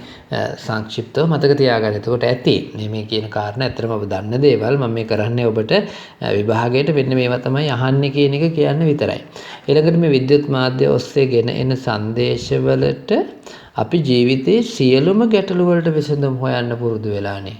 අපි ගෙදර මේ සල්ලි නැත්නම් ඒකත් විද්‍යුත් මාධ්‍යයෙන් කවුරු හරි කියන විදිහට තමයි අපි පාවිච්චි කරන්නේ. ඒ විදිහට බලනකොට වර්තමානයේදී ගෘහස්ත සංස්කෘතිය සම්පූර්ණයෙන්ම විද්‍යුත් මාධ්‍ය ආක්‍රමණය කරලා අපි ඒක නිසා කිව්වේ විද්‍යුත් මාධ්‍ය ගෘහස්ත ආක්‍රමණය, සංස්කෘතිය ආක්‍රමණය කරලා, එදිනෙදා කටයුතු ආක්‍රමණය කරලා මේ සියල්ල අපි තේරුම් ගන්න ඕනේ විද්‍යුත් මාධ්‍ය තමයි ප්‍රබල විදිහට මේක ආක්‍රමණය කරලා තියෙන්නේ. ඒ අතරිනුත් වැඩිම ප්‍රබලම ආක්‍රමණයක් කරන්නේ රූපවාහිනිය කියන කාරණෙත් අපි අමතක කරන්න හොඳ නැහැ. ඊළඟට දරුවනේ අපි ඉගෙනුම් මෙවලමක් ලෙස ජනමාධ්‍ය කොහොමද කියන කාරණේ සාකච්ඡා කරනවා.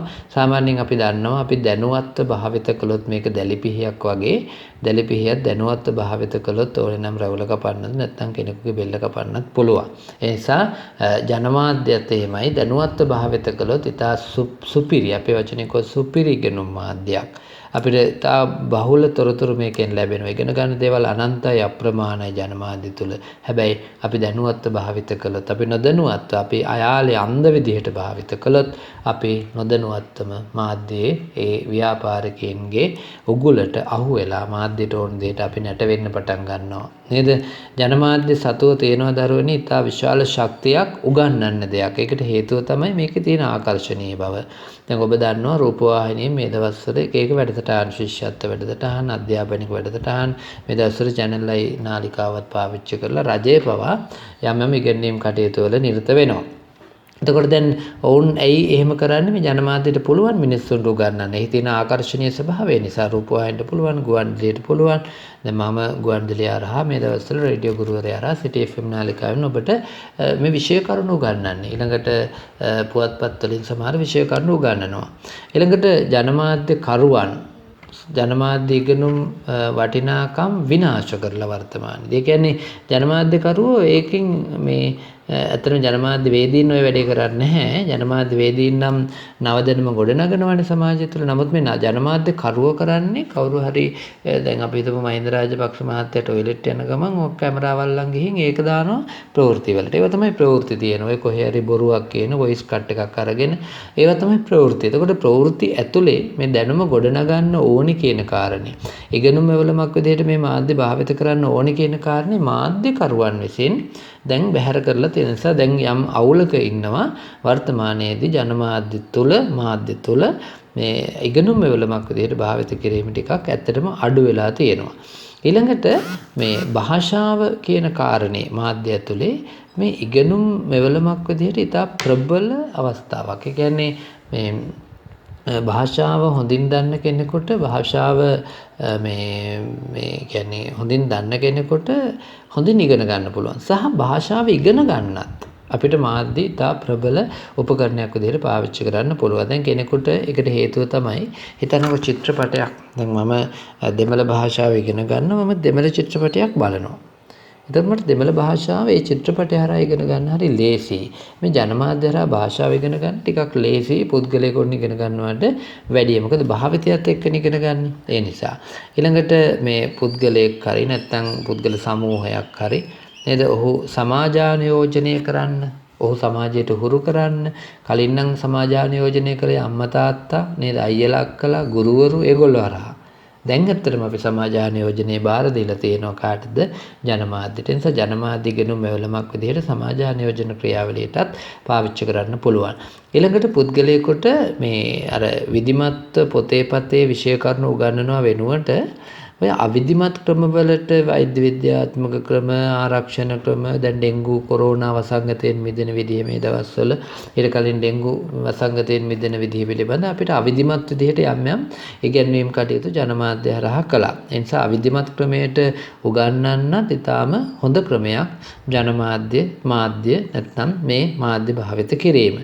ඊළඟට දැන් අපි විධිමත් අධ්‍යාපනය කියලා කියන්නේ දරුවනේ පාසලේ නිශ්චිත විෂය නිර්දේශයකට අනුව මේ කරන එකනේ. අපි මේ දැන් කරන්නේ විධිමත් අධ්‍යාපනයනේ. එතකොට අවිධිමත් අධ්‍යාපනයට වගේම විධිමත් අධ්‍යාපනයටත් අවශ්‍ය කරන සමහර තොරතුරු, සමහර උදාහරණ, සමහර ඡායාරූප, සමහර ලිපි, සමහර දත්ත ඒවා අපිට ගන්න පුළුවන් ජනමාධ්‍යයෙන්. ඒ නිසා විධිමත් අධ්‍යාපනය ඇතුළේ ජනමාධ්‍ය අපිට භාවිත කරන්න පුළුවන්. ඊළඟට ජනමාධ්‍ය විසින් මේ ඉදිරිපත් කරන මේ සමහර සංදේශ වලින් ඇත්තටම මේ වින්දනය ලබා දෙන ගමන්, කියන්නේ වින්දනය ලබා දෙන ගමන් අධ්‍යාපනයත් ලැබෙන. උදාහරණයක් විදිහට මෙහෙම හිතන්නකෝ. දැන් මේ ලංකාවේ බතික් කර්මාන්තය පිළිබඳ රූපවාහිනී වැඩසටහනක් යනවා. ඒකට මේක වාර්තාමය වැඩසටහනක්. එතකොට බතික් කර්මාන්තය ගැන මේක සාකච්ඡා කරනකොට ඒ බතික් නිර්මාණ කරන අය කියනවා මෙහෙම තමයි රෙදි හදාගන්නේ, මෙහෙම තමයි අපි මේ තින්ත හදාගන්නේ, මෙහෙම තමයි නිර්මාණය කරන්නේ, මෙහෙම තමයි මහන්සි වෙන්න ඕනේ, මෙහෙම තමයි ව්‍යාපාරයක් විදිහට දියුණු වෙන්නේ, මෙහෙම තමයි අපි මේක අලෙවි කරන ක්‍රම හොයාගත්තේ, මාකට් එක හොයාගත්තේ කියලා කියනවා. දැන් ওই කියන දේයින් අපිට ඉගෙන ගන්න බැරිද මොනවත්? පුළුවන්නේ. එනිසා ජනමාධ්‍ය තුළ යම් යම් සංදේශ භාවිත කරන ස්වරූපයෙන් අපිට ඒ හරහා අධ්‍යාපනය ලබන්න පුළුවන්. අපි මේ යටතේ සංදේශ ප්‍රධාන වශයෙන් වර්ග 3කට කඩා ගන්නවා. එතකොට මේ ජනමාධ්‍ය තුළ තියෙන සංදේශ අපි ප්‍රධාන වශයෙන් කොටස් 3ක් යටතේ ඉගෙන ගන්නවා. ඒ කියන්නේ ඉගෙනුම එවලමක් විදිහට භාවිත කරනකොට. පළවෙනි එක තමයි මෙහෙයුම් සංදේශ. මෙහෙයුම් සංදේශ. මෙහෙයුම් සංදේශ කියලා කියන්නේ අතර මෙහෙයුණා කියන්නේ පාලනය කරනවා කියන වගේ අදහසක්. කෙනෙකුට උපදෙස් දීලා පොළඹවලා නේද අවවාද කරලා ගුරුවරු කරන්නේ අපිව මෙහෙයවනවා, අපි පොළඹවනවා. එතකොට ජනමාධ්‍යයට පුළුවන් යම් පණිවිඩයක් දීලා යම් සංදේශයක් කරහා පුද්ගලයෙක්ව පොළඹවන්න. ඔය ධර්ම දේශනා කරන ඒවානේ අනුශාසනා කරන්නේ. එතකොට බණ අහලා අපිව මෙහෙයවනවා. එහෙම නැත්නම් උපදෙස් දෙනවා උදේට ඇවිත් කෘෂිකාර්මික උපදෙස්, වෛද්‍ය උපදෙස්, මේ දවස්වල කොරෝනා උපදෙස්. ඒව ජනමාධ්‍ය හරහා මේ පළ කෙරෙනවා. ඊළඟට රූපවාහිනී වැඩසටහන් විදිහට විකාශය කරනවා. ගුවන්විදුලි වැඩසටහන් විදිහට ප්‍රචාරය වෙනවා. ඒ සියල්ල අයිති වෙන්නේ මෙහෙයුම් සංදේශවලට. මෙහෙයුම් සංදේශවලට. ඊළඟ සංදේශ වර්ගය තමයි දෙවෙනි එක නඩත්තු සංදේශ. නඩත්තු කරනවා කියන්නේ පවත්වාගෙන යනවා කියන එක. අපි එදිනෙදා අපිට අවශ්‍ය කරන ජීවිතේ පවත්වාගෙන යන්න ඕන කරන දේවල් තියෙනවානේ. ඔය බැංකු කටයුතු, ඊළඟට ඔය නිවාස කටයුතු, ඔය කෑම බීම හොයාගන්න ඒවා, විනෝදය ලබන ඒවා, ඒවා එදිනෙදා අත්‍යවශ්‍ය දේවල්, අවශ්‍ය දේවල්. එතකොට මේ එදිනෙදා අවශ්‍යතා වෙනුවෙන් කටයුතු කරන සංදේශ, ඔය සාකච්ඡා වැඩසටහන්, ඊළඟට මේ ආහාර පිළිබඳ ඉදිරිපත් කරන වැඩසටහන්, පෝෂණය පිළිබඳ ඉදිරිපත් කරන වැඩසටහන්, වින්දනය සඳහා ඉදිරිපත් කරන වැඩසටහන්, මේවට අපි කියනවා නඩත්තු සංදේශ කියලා. මෙහෙයුම් සංදේශ කියලා කියන්නේ අපිව පොළඹවන්න, මෙහෙයවන්න, යොමු කරන්න මේ සලස්වන පණිවිඩ සංදේශ, ටෙලිනාට්‍ය, චිත්‍රපට, ගීත ඕන එකක්. නඩත්තු සංදේශ කියලා කියන්නේ අපේ එදිනෙදා අවශ්‍යතාව වෙනුවෙන් නිර්මාණය වෙච්ච සංදේශ පණිවිඩ. තුන්වෙනි එක තමයි ශක්තිජනක සංදේශ. මේ නම මේ වචනේ අර්ථයෙන් තේරුම් ගන්න පුළුවන්.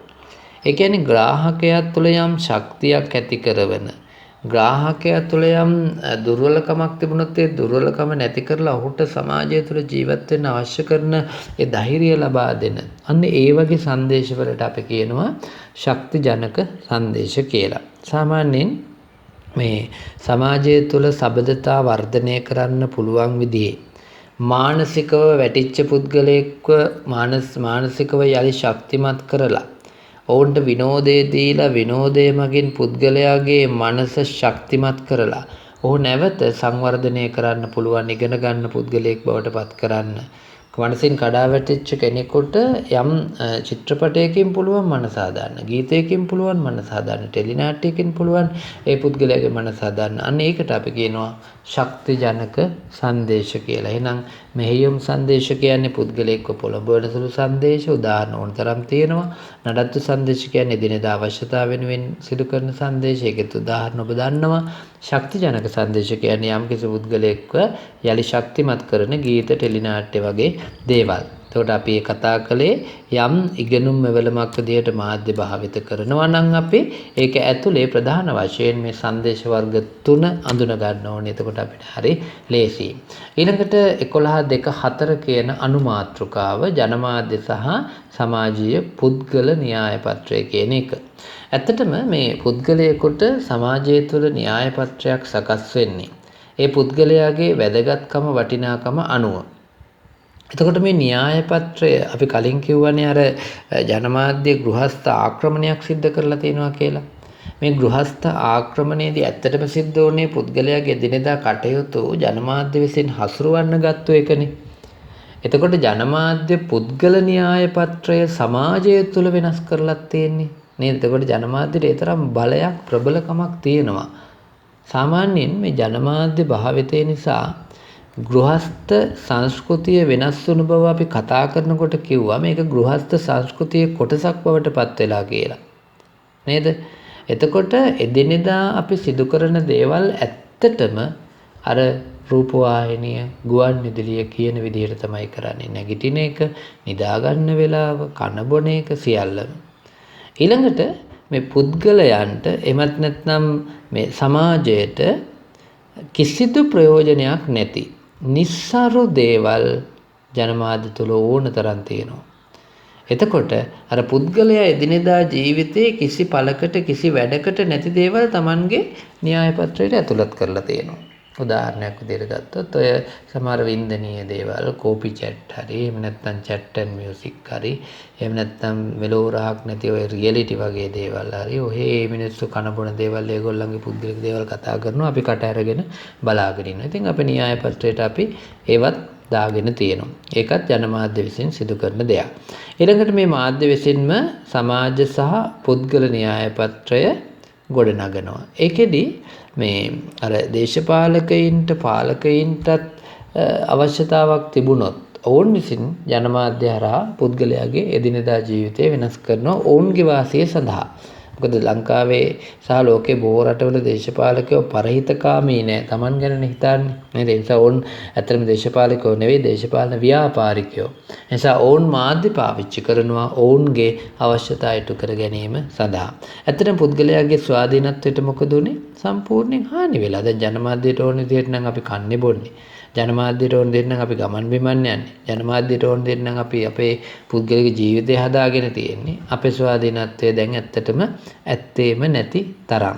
අපි ඇත්තටම බොරු වැඩකට නැති දේවල් වලින් අපේ න්‍යාය පත්‍රය පුරවගෙන අනවශ්‍ය දේවල් වලින් අපේ න්‍යාය පත්‍රය අපි පුරවගෙන සාමාන්‍යයෙන් මේ සමාජයට යථාර්ථවාදී වෙන්න අපිට සමාජයට විනිවිද වෙන්නේ කියන්නේ අපිව සමාජයට තේරුම් ගන්න පුළුවන් විදිහට අපි මේ ඇත්ත ලෝක ජීවත් වෙන්න අපි ওই පුද්ගල න්‍යාය පත්‍රය හදා ගන්න ඕනේ අපිට ගැළපෙන විදිහට. එතකොට ජනමාධ්‍ය විසින් පුද්ගලයන්ගේ න්‍යාය පත්‍රයත් දිනපතා අපි කළ යුතු දේවලුත් තීරණය කිරීම හින්දා අද වෙනකොට අපි ඇත්තටම සමාජයට බොරුවක් කරන්නේ. ඇයි මාධ්‍යයට ඕන දේවල් අපි සමාජයට කරනවා මිසක් අපිට ඕන දේවල් නෙවෙයි.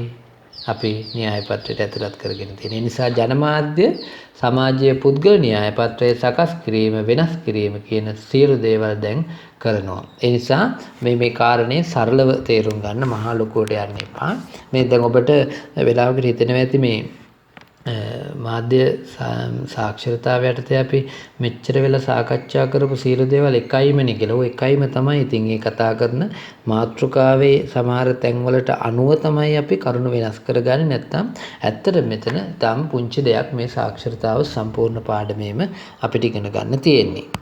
ඊළඟට අපි තාම ඉක්මනින් සාකච්ඡා කරන දරුවනේ මේ මාතෘකාවේ තියෙන මේ පාඩමේ තියෙන ජනප්‍රියම මාතෘකාව සහ වැඩිපුරම මේ වෙනකම් ප්‍රශ්න ඇහිලා තියෙන මාතෘකාව. ඇත්තට මේ මාතෘකාව මම කතා කරන්න දෙයක් නෑ ඔබ හොඳින් දන්නවා. මම විෂය කරුණු වලට අදාළව ඔබ විසින් හඳුනාගත යුතු මූලික කොටස් පැහැදිලි කිරීම ටික විතරක් අපි කියනවා. මාතෘකාව ජනප්‍රිය සංස්කෘතිය. මම කියවනේ මේක ජනප්‍රිය මාතෘකාවක් කියලා. විශේෂයෙන් ওই ප්‍රශ්න හදන අයටත් ඉතාම ජනප්‍රියයි. මොකද ඔවුන් නිතරම මේකේ ප්‍රශ්න හදනවා. දැන් අපි මුලින්ම කරමු මොකද්ද ජනප්‍රිය සංස්කෘතිය කියන්නේ කියලා හඳුනා ගන්න එක. ඒ කියන්නේ ජනප්‍රිය සංස්කෘතිය හඳුනා ගැනීම. ඇත්තටම ජනප්‍රිය සංස්කෘතිය කියලා කියන්නේ ජනයා ප්‍රිය කියන අදහසම නෙවෙයි. ජනයා කැමැතිම කියන අදහස නෙවෙයි. මේකෙදී මේ ලෝකයේ මිනිස්සු එකිනෙකා අතර බෙදාගත්තු යම් යම් දේවල්, මිනිස්සු අතරේ හෝමාරු කරගත්තු යම් යම් සංස්කෘති, මිනිස්සු අතරේ හෝමාරු කරගත්තු යම් යම් විශ්වාසයන්, මේ සියල්ලම ඒ කියන්නේ බෙදා හදාගත්තු විශ්වාසයන්, සිරිත් විරිත් ක්‍රියාදාමයන් නේද? මේ සියල්ලම අපි ජනප්‍රිය සංස්කෘතිය විදිහට ගන්නවා. එතකොට ලෝකය බෙදා හදා ගන්නවා කියන කාරණේ වැදගත් මෙතන. ඒ කියන්නේ දැන් ලෝකේ එක එක තැන්වල එක එක විදිහට නිර්මාණය කරගත්තු දේවල් ලෝකේ එක එක තැන්වල නිර්මාණය කරගෙන තම තමන් තියාගන්නව වෙනුවට සමාජයට මේක බෙදා හැරපුවාම, සමාජය තුළ මේක හුවමාරු කරගත්තම්, සමාජය තුළ මේක එහෙට මෙහෙට ගමන් කළාම එය ජනප්‍රිය වෙනවා. මොකද හුවමාරු කරගත්තම එකිනෙකා අතර ජනප්‍රිය වෙනවා. එතකොට මේ ජනප්‍රිය සංස්කෘතිය එක්තරා විදිහක මේ විශ්වාසයන් සමූහයක්. ඒ කියන්නේ අපි විශ්වාස කරනවා. අපි මොනවද විශ්වාස කරන්නේ? අපි විශ්වාස කරනවා ලෝකයේ එකිනෙකා හුවමාරු කරගත්තු දේවල්. ඊළඟට ජනප්‍රිය සංස්කෘතිය වාණිජමය නිෂ්පාදනයක්. දැන් මේ ජනප්‍රිය සංස්කෘතිය කාට ඕන නිසාද නිර්මාණය කරන්නේ? ව්‍යාපාරිකයන්ට ඕන නිසා. නේද? ව්‍යාපාරිකයෝ මොකද කරන්නේ? තමන්ගේ නිෂ්පාදනය අලෙවි කරගන්න ඔවුන් හදනවා ජනප්‍රිය සංස්කෘතියක්. හිතන්න දැන් ලංකාවේ මාධ්‍ය විසින් කොකාකෝලා නැතුව කෑම එපා, EGB නැතුව කෑම එපා කියලා සංස්කෘතියක් හදනවා, ජනප්‍රිය සංස්කෘතියක්. ඊළඟට දවසට 5 වතාවක් අත් හොදන්න කියලා ජනප්‍රිය සංස්කෘතියක් හදනවා. ඊළඟට මේ මොනවද රැටත් මදින්න කාටත් කියන්නේ කියලා නේද? රැටත් දත් මදින්න කියලා අන්න ජනප්‍රිය සංස්කෘතියක් හදනවා. කවුද මේවා කරන්නේ? සන්ලයිට් මුදලාලි කරනවා, ලයිෆ් බෝයි මුදලාලි කරනවා, සිග්නල් මුදලාලි කරනවා, EGB මුදලාලි නේද? එයාට ඕනේ එයාගේ EGB ටික විකුණ ගන්න. එතකොට ඉතින් අර ජනප්‍රිය සංස්කෘතිය ඇතුලේ එලිෆන්ට් හවුස් ජින්ජර් බියර් ජනප්‍රිය කරනවා. එතකොට මොකක්ද ඒක? ජනප්‍රිය සංස්කෘතිය කියන්නේ වාණිජ නිෂ්පාදනයක් හා බැඳිච්ච දෙයක්. මුළු ලෝකෙ පුරාම තිරිඟු පිටි ආහාර කෙටි කෑම ජනප්‍රිය කළානේ ඇමරිකාව විසින්. ඇමරිකාවට ඕන වුණා තමන්ගේ ජනප්‍රිය සංස්කෘතිය, තමන්ගේ තිරිඟු පිටි ටික අලෙවි කරගන්න. කාටද ඕන උනේ? ඇමරිකානු ව්‍යාපාරිකයින්ට ඕන වුණා. එතකොට ඇමරිකානු ව්‍යාපාරිකයින් අර මේ තමන්ගේ තිරිඟු පිටි ටික අලෙවි කරගන්න ඕන නිසා මුළු ලෝකෙ පුරාම කෙටි කෑම සංස්කෘතියක් ඇති කළා. මැක්ඩොනල්ඩ්ස් මුදලාලි හරහා, KFC මුදලාලි හරහානේ, ඒ මුදලාලි හරහා, ඩොමිනෝස් මුදලාලි හරහා, පීසා හට් මුදලාලි හරහා ඒගොල්ලෝ කෙටි කෑම පිටි ආශ්‍රිතව වෙනම සංස්කෘතියක් ගොඩනැගුවා. එතකොට දැන් මේක පිටිපස්සේ ඉන්නේ වාණිජමය නිෂ්පාදනයක්නේ නේද?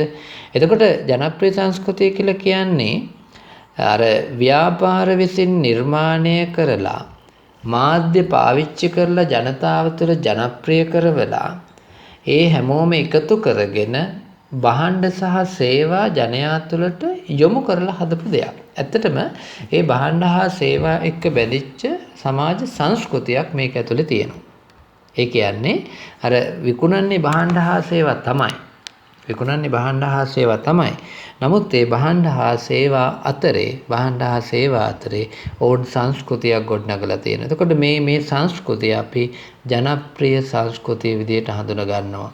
ඒ නිසා ජනප්‍රිය සංස්කෘතිය එක පැත්තකින් වාණිජකරණයට ලක් වෙච්ච, නිෂ්පාදකයන්ට නතු වෙච්ච, ඕන් තමන්ගේ භාණ්ඩ හා සේවා ලෙවි කරන්න හදපු දෙයක්. ළඟට ජනප්‍රිය සංස්කෘතිය අපි මේ නිෂ්පාදකයන් විසින් අර තමන්ගේ නිෂ්පාදන අලෙවි කරන්න උපක්‍රමයක් විදිහට පාවිච්චි කරනවා කියලා කිව්වනේ නේද? හැබැයි මේ ජනප්‍රිය සංස්කෘතිය අර මේ නිෂ්පාදකයන්ට ඕනේ තමන්ගේ භාණ්ඩ ටික අලෙවි කරගන්න, විකුණ ගන්න. ඔවුන්ගේ පැත්තෙන්.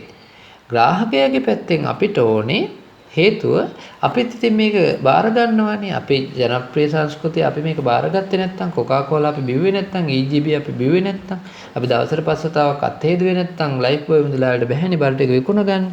ඒ නිසා එක පැත්තකින් ව්‍යාපාරිකයා මාධ්‍ය විසින් මේක නිර්මාණය කරන ව්‍යාපාරිකයාට ඕන දෙයට. එතකොට අපි මේක පවත්වාගෙන යනවා. ඊළඟට බහුජන සංස්කෘතිය කියලා කියන්නේ මිනිස්සු එකතු වෙලා හදාගත්ත සංස්කෘතියක්. මේ සංස්කෘතිය උපරිමය. ඒ කියන්නේ මිනිස්සු අපි යම්කිසි ආකාරයකින් පිළිගැනීමක් තියෙනවා නම් ඒ පිළිගැනීමේ උපරිමය අපි ජනප්‍රිය සංස්කෘතිය විදිහට හඳුනා ගන්න. උදාහරණයක් විදිහට ගත්තොත් ඇඳුම් පැළඳුම් ගත්තාම මේ ඇඳුම් පැළඳුම් වල අපි පොදුවේ පිළිගත්තු තැනක් තියෙනවා. ඒ පිළිගත්තු තැන අපි හැමෝම පිළිගන්න තැනකට ආපුවාම අන්න ජනප්‍රිය සංස්කෘතිය බවට පත් වෙනවා. ව්‍යාපාරිකයාට අවශ්‍ය නිසා තමයි මේක කරන්නේ. තාක්ෂණය තමයි මේ සඳහා භාවිත කරන්නේ. හැබැයි ජනප්‍රිය සංස්කෘතිය නිෂ්පාදනයක් නිර්මාණයක් නෙවෙයි. මේක නිෂ්පාදනයක් හදනවා. එතකොට ජනප්‍රිය සංස්කෘතිය කොකාකෝලා මුදලාලි හදනවා. කොකාකෝලා බීපන් කෑම කනකොට EGB මුදලාලි හදනවා. EGB නැතුව කෑම එපා කියලා. එතකොට මේ ජනප්‍රිය සංස්කෘතිය එක්තරා විදිහක නිර්මාණයකට එහා ගියපු නිෂ්පාදනයක් කෘත්‍රිම දෙයක්. මේ ඉබේ පහළ වෙන දෙයක් නෙවෙයි. අපි තමයි ඒක පවත්වාගෙන යන්නේ. හැබැයි මේක නිෂ්පාදනයක්. එතකොට මේකේ හැම වෙලාවෙම තියෙන අනවශ්‍ය දේවල්. ජනප්‍රිය සංස්කෘතිය ඇඳුමක් ගන්නකො අනවශ්‍ය දේවල් අංගෝපාංග තියෙන්නේ. රූපවාහිනියක් ගන්නකො අනවශ්‍ය දේවල් තියෙන්නේ. දුරකථනයක් ගන්නකො දුරකථනයක අපිට කතා කරන්න අවශ්‍ය දේවල් වලට අමතරව අර ඔප්ෂන් මේ ඔප්ෂන් කියලා තියෙනවානේ. වාහනයක් ගන්නකො ජනප්‍රිය තලයේ වාහනයක්. ජනප්‍රිය තලයේ වාහනයක තියෙන්නේ අනවශ්‍ය දේවල් අර ස්ටීරියන් එක ඊළඟට රෝද හතර හරි ඊළඟට සීට් ටික ඔය කියන බ්‍රේක් ඔය කියන අත්‍යවශ්‍ය කරුණු වලට අමතර දේවල්නේ ජනප්‍රිය සංස්කෘතියේ තියෙන්නේ. ඇත්තටම සමහර දේවල් අපි පාවිච්චි කරන්නේත් නැහැ. අපි Apple ෆෝන් ගන්න ඇයි ඒකේ තියෙන අනවශ්‍ය දේවල් නිසා.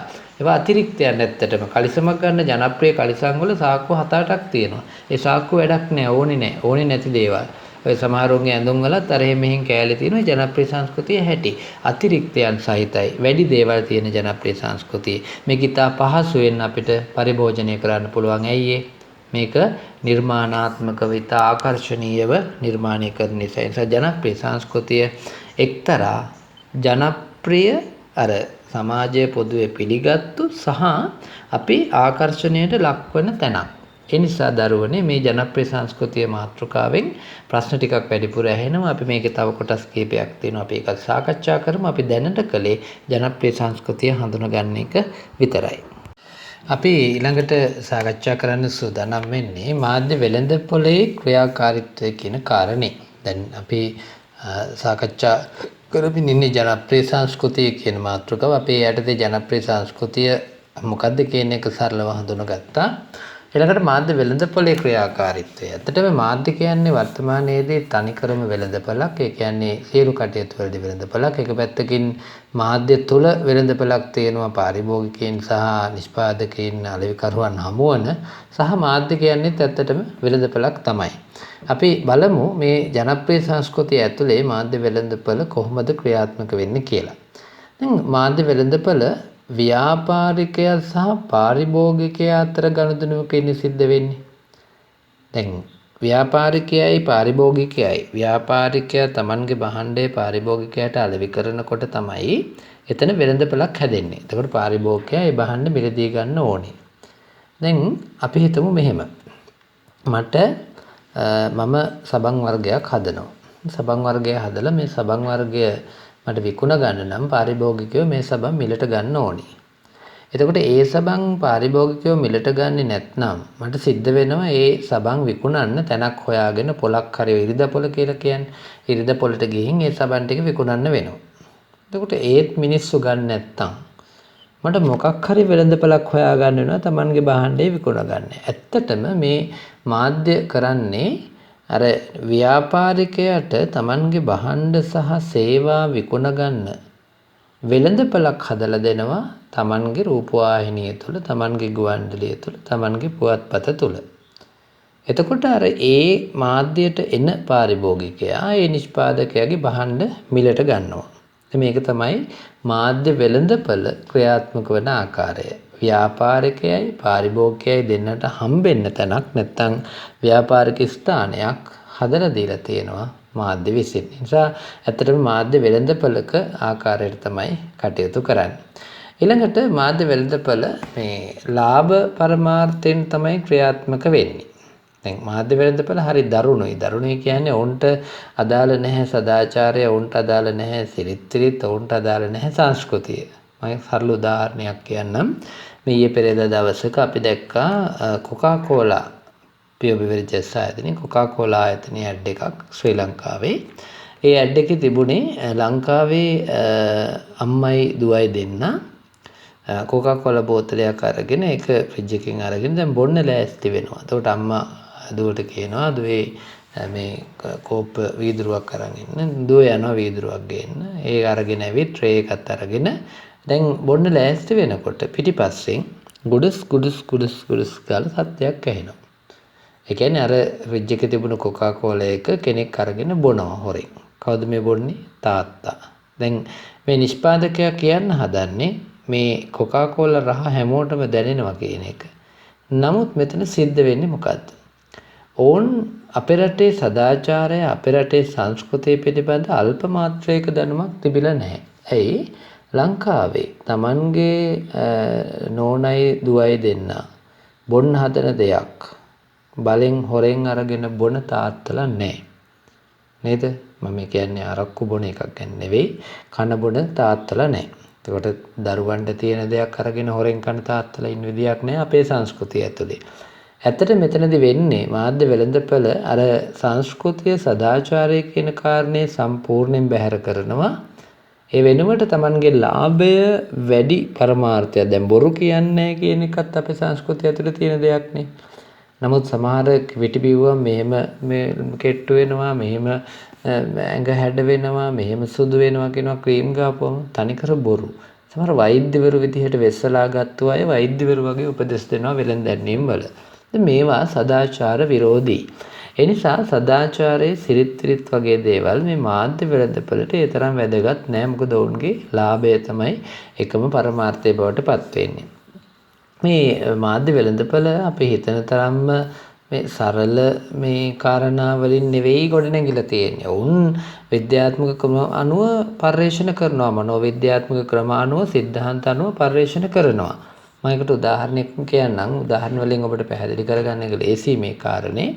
ඔය දුදරුවෝ කියන නාට්‍ය නිර්මාණය කරපු නාලන් මෙන්ඩිස් මහත්මයා දුදරුවෝ නාට්‍යයේ හැමදාම දුක නැත්නම් ඍණාත්මක ලක්ෂණමයි තිබුණේ. ඒගොල්ලෝ කසාද බැන්දම දික්කසාද වෙනවා, දරුවා ඉපදුනාම තාත්තා මැරෙනවා, ඊළඟට මේ පටන් ගන්නවා බිස්නස් එකේ ගෙතනම කඩා වැටෙනවා. ඉන්දියා බිස්නස් එක වෑන් එකක් ගන්නවා, ඒක පාරේ යන්න බෑ, ඒක මේ වැටෙනවා, ඒක කඩාගෙන වැටෙනවා, ඒක මේ අනතුරට ලක් වෙනවාද, මේ වගේ දේවල් තනි කරම ජීවිත ඍණාත්මකයි. ධනාත්මක දේවල් නෑ, ඉහළට යන දේවල් නෑ. දැන් නාලන් මෙන්ඩිස් මේක ලියන්නේ සෙලින්කෝ ලයිෆ් කියන රක්ෂණ සමාගමට ඕන නිසා. එතකොට මේ රක්ෂණ සමාගම මනෝවිද්‍යාත්මකව සමාජය පිළිබඳ පර්යේෂණ කරනවා. ඔවුන් කියනවා, ඔවුන් හිතනවා, ඔවුන් විශ්වාස කරනවා අපේ රක්ෂණය විකුණ ගන්න නම් මිනිස්සු තුළ මේ දුක නැත්නම් සැකය නැත්නම් මේ වැඩේ හරියන්නේ නැහැ, නෙගටිව් මයින්ඩ් එක හදන්න ඕනේ කියලා. අන්න බලන්නකෝ, ඔවුන් පර්යේෂණ කරනවා විද්‍යාත්මකව. Tamanගේ සබන් වර්ගය මේ ජනතාවට දෙන්න මොකද්ද අපි කරන්න ඕනේ? එතකොට ළමයි පිළිබඳ වැඩසටහනක් රූපවාහිනිය හදලා ඒ වැඩසටහනට අනුග්‍රහය දක්වනවා. මනෝවිද්‍යාත්මක සිද්ධාන්ත අරගෙන නේද පර්යේෂණ ක්‍රම භාවිත කරලා තමයි මාධ්‍ය වෙළඳපොළ ක්‍රියාත්මක වෙන්නේ. අපි හිතන තරම් සරලව නෙවෙයි. නේද? මාධ්‍ය වෙළඳපොළ කොච්චර සියුම්ද? ඒ කියන්නේ අපිට කොච්චර සියුම් විදිහට බලපෑම් කරනවද? අපිට කොච්චර සියුම් විදිහට අපිව අල්ලගෙන ඉන්නවද කියන එක අපිට තේරුම් ගන්න තියෙන හොඳම තැන තමයි ඇත්තටම අපි දන්නේ නැහැ මාධ්‍ය වෙළඳපොළට අහු වෙලා කියලා. අපිට ගැලවෙන්නත් බෑ. මාධ්‍ය වෙළඳපොළෙන් අපිට ගැලවෙන්න බෑ. අපි මාධ්‍ය වෙළඳපොළේ කියන දේවල් පාවිච්චි කරලා එකකින් ගැලවෙන්න බැරි තරමට අපි දෙන්න අවුල. ඒ තරම් සියුම්ම තමයි මාධ්‍ය වෙළඳපොළ අපි වල්ලගන්නේ. ඊළඟට මේ මාධ්‍ය වෙළඳපොළ මේ ආවරණය සපයන්නේ ප්‍රජාතන්ත්‍රවාදය සහ අදහස් ප්‍රකාශ කිරීමේ මානව අයිතිවාසිකම් කියන දේවල්. ඇයි එහෙම කියන්නේ? දැන් 14 වෙනි ව්‍යවස්ථා සංශෝධනයෙන් ලංකාවේ මානව හිමිකම් පිළිබඳ විශ්ව ප්‍රකාශනය පිළි අරගෙන තියෙනවානේ. මිනිස්සුන්ට Taman කැමති අදහසක් 10 ඉඳලා 14 දක්වා වගන්තිවල තියෙන්නෙම අපිට අදහස් පළ කිරීමේ නිදහස ලබා දීලා තියෙනවා. ඒක පාලස්තීන ව්‍යවස්ථාවෙන් සංශෝධනය කරලා මේ යම් සීමාවකට මේ යටත් කරලා තියෙනවා. හැබැයි මේ නිදහස අදහස් පළ කිරීමේ නිදහස නේද? කෙනෙකුට Tamanගේ මතය පළ කිරීමේ නිදහස. මේ නිදහස ලබා දෙන්නේ ඇත්තටම අර ප්‍රජාතන්ත්‍රවාදය සහ අදහස් ප්‍රකාශ කිරීමේ නිදහසට මුවා වෙලා. ඒ නිසා මේ ප්‍රජාතන්ත්‍රවාදය කියන්නේ තරම් හොඳම දෙයක් නෙවෙයි රටකට. නේද? අදහස් පළ කිරීමේ නිදහසේ හින්දා ඕනම කෙනෙකුට මේ මාධ්‍යයට බොරු කියන්න පුළුවන් වෙලා තියෙනවා. මාධ්‍යයට පුළුවන් වෙලා තියෙනවා එකිනෙකාගේ වෙළඳ දාන්න. ඒ නිසා මේ මාධ්‍ය වෙළඳපොලේ ක්‍රියාකාරීත්වය ඇත්තටම මේ ඉතා අධිපතිවාදී ස්වභාවයක් තියෙන. හැබැයි අපි සමහර තැන්වල දැක්කා ලංකාවේ පවා ඔය මේ සමහර වෙළඳ වලදී අර අධිපති ස්වභාවයේ මාධ්‍ය වෙළඳපොළට පවත්වාගෙන යන්න බැරි වුණු අවස්ථා. උදාහරණයක් විදිහට ගත්තොත් දුම්වැටි සහ මත්පැන් ආශ්‍රිත කිසිම වෙළඳ දැන්වීමක් තවම මාධ්‍යයකින් පළ කරන්න බැහැනේ. කිසිම වෙළඳ දැන්වීමක් මාධ්‍යයක් කරා විකාශය කරන්න තවම අයිතියක් නැහැනේ. ඒ කියන්නේ සංස්කෘතියත් යම් යම් තැන්වලදී ප්‍රබල වෙනවා. එතන මාධ්‍ය වෙළඳපොළ ක්‍රියාකාරීත්වයට බලපෑම් කරන අවස්ථා තියෙනවා. ඊළඟට මාධ්‍ය වෙළඳපොළේ ක්‍රියාකාරීත්වයට බාධා පමුණුවන්න ඇත්තටම රජයකට තියෙන ඉඩකඩ බොහොම අඩුයි. මොකද රජයක් මාධ්‍යයක් මත යැපෙන්න පුළුවන්. රජයක් මාධ්‍යයක් මත සහ ව්‍යාපාරිකයින්ගේ මුදල් මත යැපෙන්න පුළුවන්. ඒ නිසා රජයකට මේ සඳහා මැදිහත් වෙන්න තියෙන ඉඩ බොහොම අඩුයි. පාරිභෝගික ජනතාවට ඒ කියන්නේ මේ යම් වෙළඳපොළකින් භාණ්ඩයක් මිලදී ගන්න අපි කියලා ගමුකොනේ. මේ අපිට සාමාන්‍ය මිනිස්සුන්ට ඍජු සහ වක්‍ර පීඩාවක් සිද්ධ වෙනවා නම් මාධ්‍ය වෙළඳපොලේ. ඒක අපි දැක්කා. පොහොගේ දවස්වලත් අපිට අනන්ත අප්‍රමාණ අනවශ්‍ය දේවල් නේද? ඒ මාධ්‍ය වෙළඳපොළ හරහා අපිට පුරුදු කරලා තියෙනවා. අදටත් එහෙමයි අපි දැමුත් එහෙම පුරුදු වෙනවා. එතකොට මෙන්න මේ රජය මැදිහත් වෙන ඕනි තැනක් මම මේ කියන්නේ. යම් මාධ්‍ය වෙළඳපොළක් කටයුතු නිසා එහි කාර්යයන් නිසා ජනතාවට හානියක් වෙනවා නම් අනිවාර්යයෙන්ම රජය මැදිහත් විය යුතුමයි. අනිවාර්යෙන් මැදිහත් විය යුතුමයි. නේද? හැබැයි පුතේ මෙතන ප්‍රශ්නේ තියෙන්නේ රජයට එහෙම මැදිහත් වෙන්න තියෙන ඉඩ බොහොම අඩුයි. අය අපි කලින් කියපු ප්‍රජාතන්ත්‍රවාදයයි ළඟට අදහස් පළ කිරීමේ නිදහසයි නිසා රජයට එහෙම මැදිහත් වෙන්න තියෙන ඉඩ බොහොම අඩුයි වර්තමානයේ. ඒ හින්දා මාධ්‍ය වෙළඳපොළ Tamanට හිතූ ලෙස මේ රජයට මැදිහත් වෙන්න තියෙන නොහැකියාව පාවිච්චි කරලා හිතූ ලෙස Tamanට හිතූ මනාපෙට තමන්ගේ මාධ්‍ය නිදහස වුන් පාවිච්චි කරන දුර මාධ්‍ය වෙළඳපොළ ඇත්තටම කරන්නේ රටට අවසානයේදී යම්කිසි හානියක්. මාධ්‍ය වෙළඳපොළ මේ ප්‍රශස්තව ගනුදෙනු කරන්න පුළුවන් අයත් ඉන්නවා. කියන්නේ මාධ්‍ය වෙළඳපොළත් එක්ක ප්‍රශස්තව ගනුදෙනු කරන්න නම් අපිට හොඳ දැක්මක්, අපිට හොඳ ශක්තියක් මානසිකව තියෙන්න ඕනේ. අපිට හොඳ මේ විෂන් එකක් තියෙන්න ඕනේ. එතකොට තමයි අපිට පුළුවන්කම ලැබෙන්නේ මේ අර ඒ මාධ්‍ය වෙළඳපොළත් එක තරඟ කරන්න ඕන කියන විදිහට අපිට නොනමි ඕන් කියන විදිහට හැමදේම අපි නොකර නේද අපිත් තේරුම් අරගෙන යමක් කරන්න පුළුවන් නම් ඒ කියන්නේ කොටින් කොත් අපිට මාධ්‍ය සාක්ෂරතාව තියෙනවා නම් අපිට පුළුවනි අර මාධ්‍ය වෙළඳපොළෙන් ඇත්තටම අයින් වෙලා ඉන්නවට වැඩිය ඒකේ නරක දේවල් වලින් ගිලිහෙන්න අපිට පුළුවන්කම තියෙනවා. ඒ නිසා මාධ්‍ය වෙළඳපොළ සමග ප්‍රශස්ත ලෙස හොඳින් ගනුදෙනු කරන්න නම් අපි අනිවාර්යෙන් හොඳ දර්ශනයක්, හොඳ දැක්මක් එක්ක ජීවත් වෙන්න ඕනේ. අපි ඊළඟට යනවා අලුත් කොටසක් 11.3 ජනප්‍රිය සංස්කෘතිය අංග මොනවද කියන එක. මේක ඇත්තටම පාඩම් කළ යුතුම කාරණයක් නෙවෙයි කියලායි මම හිතන්නේ. මේක ඔබ දන්නවා. ජනප්‍රිය සංස්කෘතියට විවිධ අංග තියෙනවා. කුමක් හෝ අලුත් අංගයක් ඇතුළත් කරන්න ජනප්‍රිය සංස්කෘතිය ඇතුලේ ඕන තරම් නිදහස තියෙනවා. ඒ කියන්නේ සාමාන්‍යයෙන් මේ ජනප්‍රිය සංස්කෘතියට අද මේ කතා කරන මේ දැන් අපි කතා කරන වෙලාවෙත් අලුත් දෙයක් එකතු වෙනවා. එහෙම ඇතුළත් කරන්න නිදහසකුත් තියෙනවා. ඒ නිදහස සීමා කරලා නැහැ. ව්‍යාපාරිකයන්ට Tamanගේ කැමැත්ත මත Tamanගේ කැමැත්ත පරිදි ඕනෑ තරම් මාධ්‍ය වෙළඳපොළට භාණ්ඩ ඇතුළත් කරන්න පුළුවන්. හැබැයි එහෙම ඇතුළත් කරන්න වෙන කවුරුත් නෙවෙයි. කවුද? බහුජන මාධ්‍ය විසින්. වෙළඳපොලේ තියෙන බොහෝ භාණ්ඩ නිෂ්පාදන නේද? ඇත්තටම අලෙවි කරන්නේ වුන් මොකක් කරාද? මාධ්‍ය වෙළඳපොළ හරහා. ඒ නිසා මේ මාධ්‍ය වෙළඳපොළ ජනප්‍රිය සංස්කෘතියේ අනිවාර්යෙන්ම දකින්න තියෙනවා. ඒතකොට ජනප්‍රිය සංස්කෘතිය ගොඩනැගෙන්නෙම බහුජන මාධ්‍යකරුවන් නැත්නම් මේ මාධ්‍යවල වැඩ කරන අය අර මේ ව්‍යාපාරිකයන්ට ඕන විදිහට යම් යම් අලුත් මත සමාජගත කරන නිසා නේද? එතකොට ජනප්‍රිය සංස්කෘතියේ හැම අංගයක්ම නිර්මාණය වෙලා තියෙන්නේ කවුරු අල්ලන්නද? පාරිභෝගික ජනතාව අල්ලන්න. පාරිභෝගික ජනතාව අහුවුනේ නැත්නම් ජනප්‍රිය සංස්කෘතියෙන් කිසිම පළක් නැහැ. ඇත්තට මේ ජනප්‍රිය කියන්නේ මිනිස්සු අතර ජනප්‍රිය කියන එකනේ. නේද? ඒ නිසා මේ ජනප්‍රිය සංස්කෘතියේ සමහර අංග තේරුම් ගන්නත් මේ පාරිභෝගික ජනතාවට තරම් පහසු කාර්යයක් නෙවෙයි, තරම් ලේසි කාර්යයක් නෙවෙයි. නේද? නමුත් ඒක තේරුම් ගන්න බැරි තාක්කල් මාධ්‍ය අපිව අල්ල ගන්නවා. එහෙම අහු නොවි ඉන්න නම් මාධ්‍යට අපිට මාධ්‍ය සාක්ෂරතාව ඇති කරගන්න වෙනවා. දැන් ජනප්‍රිය සංස්කෘතියේ එක එක අංග ව්‍යාපාරිකයෝ බහුජන මාධ්‍ය මේ එහෙම නිර්මාණය කරලා තියෙනවා. මෙන්න මෙහෙම අපි සාමාන්‍යයෙන් මේ ජනප්‍රිය සංස්කෘතියේ තියෙන දේවල් මොනවද කියලා අහපුවම මම නම් කියන්නේ ඔබට උදාහරණ හිතට එන්නේ මොකක්ද එන එක ලියන්න. එතකොට හරි නේද? මම මේ කියන උදාහරණයෙන් hina යයි ඔයාලට. අනේ අපි මේවද මේ ඉගෙන ගන්න ඕනේ මීඩියා වලට කියලා නේ ජනප්‍රිය සංස්කෘතිය අංග මොනවද කියලා.